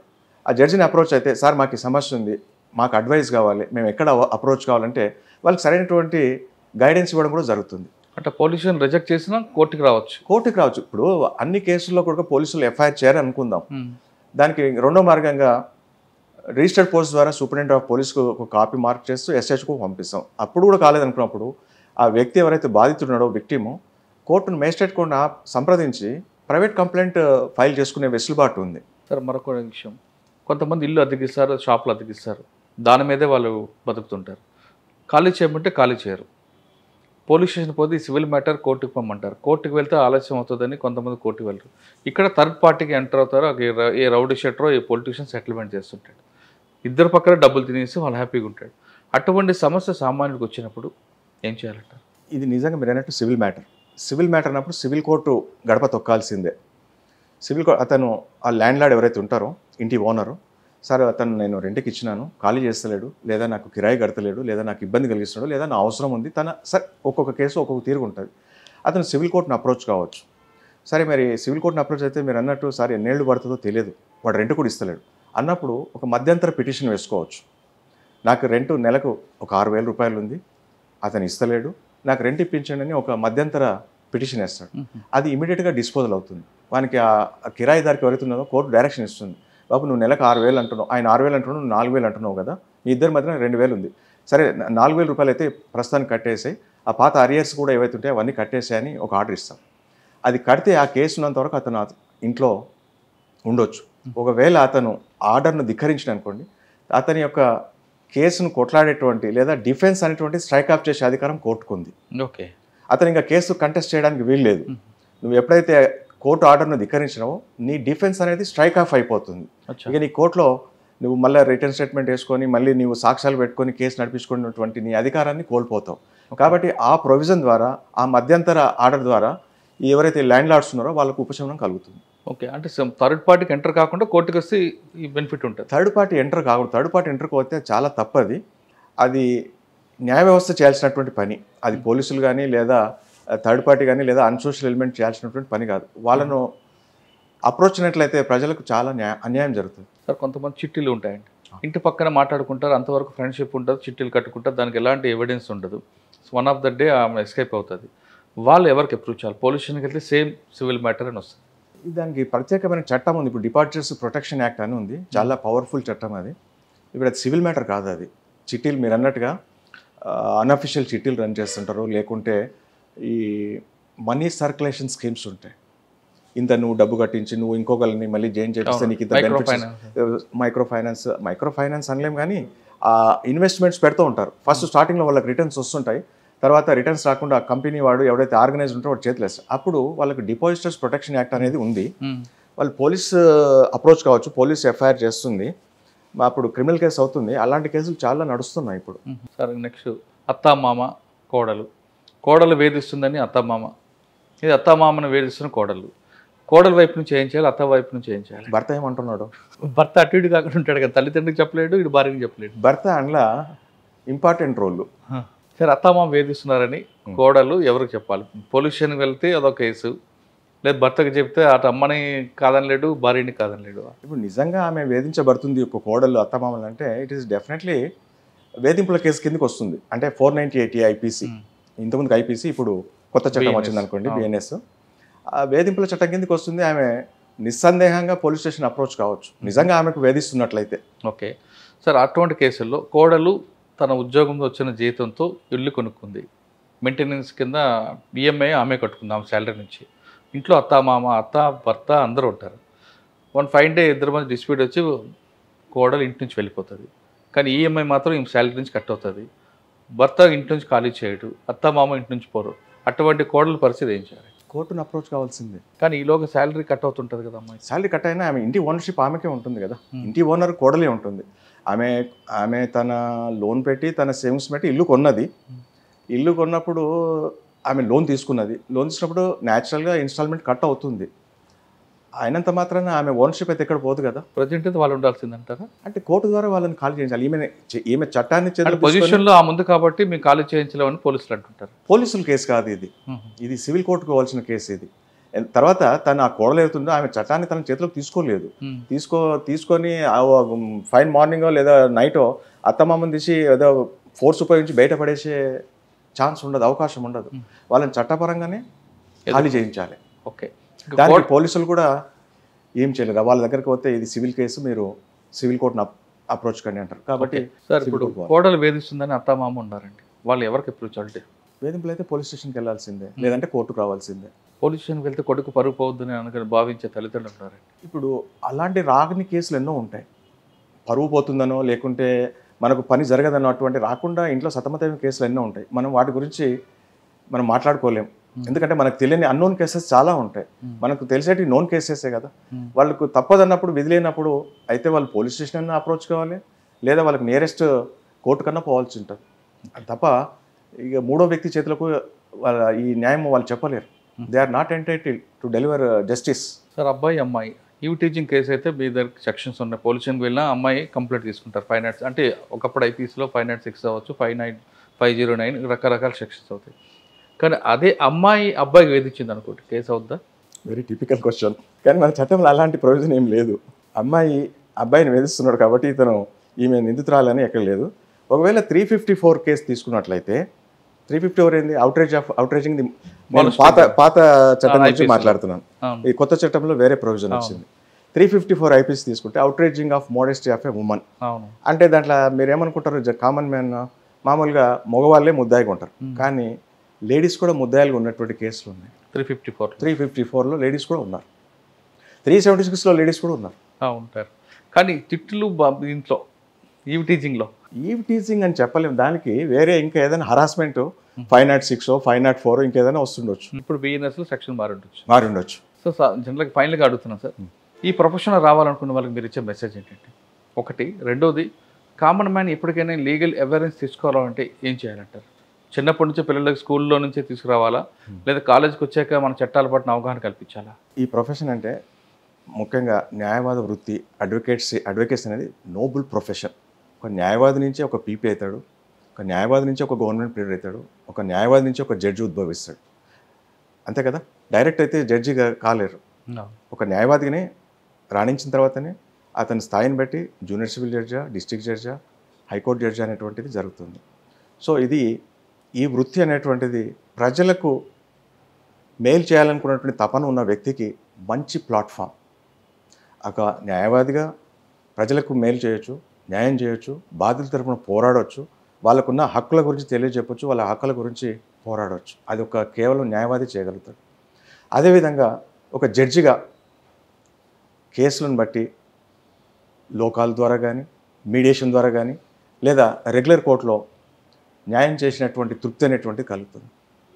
ఇట్ ఈస్ ఎ ప్యాషన్ అండి. ఇది ఉద్యోగం అంటే డబ్బు గురించి చేసే ఉద్యోగం కాదు. ఇది ఒక ప్యాషన్ ఉండాలి, ఒక డెడికేషన్, ఒక కమిట్మెంట్. ప్రజలకు న్యాయం చేయాలి, సత్వర న్యాయం చేయాలి, కరెక్ట్ న్యాయం చేయాలనేటువంటి ఒక తపన ఉండాలి జడ్జి లోపల. అప్పుడు మనకు జాబ్ సాటిస్ఫాక్షన్ ఉంటుంది. సరే, జడ్జిగా మీరు అన్నట్టు ఇంతకుముందుకు కొంత ఫ్యామిలీ దూరం ఉంటుంది, కొంత పర్సనల్ లైఫ్ ఉండదు. అవన్నీ కూడా డోంట్ కేర్ అండి. ఈ జాబ్ సాటిస్ఫాక్షన్ ముందర అవన్నీ డోంట్ కేర్ అని అనిపిస్తుంది నాది. That is my personal opinion. ప్రజలకు అవగాహన కల్పించాలంటే చిన్నప్పటి స్కూల్లో నుంచి తీసుకురావాలా, కాలేజీలోనే ప్రజలకు చట్టాల పట్ల అవగాహన కల్పించాలి? చిన్నప్పటి నుంచి కూడా లీగల్ అవేర్నెస్ కల్పిస్తే మొక్కై వంగంది మానై వంగదు అంటారు కదా. అట్లాగే పిల్లల్లో కరికులంలో కూడా ఈ న్యాయ విద్యకు సంబంధించినటువంటి చిన్న సిలబస్ పెడితే కూడా వాళ్ళు మంచి పౌరులుగా రాణించడానికి ఉంటుందని నా అభిప్రాయం. మేము అందుకనే ఈవెన్ స్కూల్లో బాయ్స్ స్కూల్స్ కానీ గర్ల్స్ స్కూల్ కానీ వాటిలో కూడా స్కూల్స్ కూడా ఆ పిల్లలకు న్యాయ విజ్ఞాన సదస్సు కండక్ట్ చేస్తుంటాం. Not only professional colleges, even junior కాలేజెస్లో కూడా ఇలాంటి మీటింగ్ జరుగుతాం. ఈ మధ్యనే ఇక్కడ గర్ల్స్ కాలేజ్లో ఒక పెద్ద న్యాయ విజ్ఞాన సదస్సు అనేటువంటిది ఏర్పాటు చేయడం జరిగింది ఖమ్మం పట్టణంలో. సార్ మీ గోల్ ఏంటండి అసలు? గోల్ అంటే ఏం లేదు, ఉన్నంతకాలం ప్రజలకు సేవ చేస్తూ మంచి తీర్పులు చెప్పే నాలెడ్జ్ని సమకూర్చుకుంటూ సత్వర న్యాయం, మంచి న్యాయం, క్వాలిటీ జస్టిస్ ఇవ్వాలనేటువంటిదే మా యొక్క తపన. సామాన్యుని న్యాయం చేయాలంటే the best platform profession legal అంటున్నారు రాజగోపాల్ గారు. కానీ ఈ డిపార్ట్మెంట్కి వచ్చే వాళ్ళు కమిట్మెంట్, నీతి, నిజాయితీ, నిబద్ధత ఉన్న వాళ్ళు మాత్రమే రండి, డబ్బు కోసం అయితే ఈ డిపార్ట్మెంట్ వద్దు అంటూ చెప్తున్నారు. ఖచ్చితంగా పేదవాడికి న్యాయం చేయాలంటే ఈ డిపార్ట్మెంట్ రండి, అందరూ కూడా జడ్జెస్ అవ్వండి. ముఖ్యంగా చెప్పాలంటే ప్రజల్లో అవగాహన కల్పించడానికి రాజగోపాల్ గారు అదేవిధంగా వాళ్ళు సిబ్బంది చేస్తున్న కార్యక్రమాలను అందరూ కూడా ఒక రోల్ మోడల్గా ఉండాలని ఆశిద్దాం. ఇది రాజగోపాల్ గారితో ఎక్సలెంట్ ఇంటర్వ్యూ. వచ్చే వారం మరో గెస్ట్ మళ్ళీ కలుద్దాం. అంతవరకు నమస్తే. Thank you sir. Thank you very much.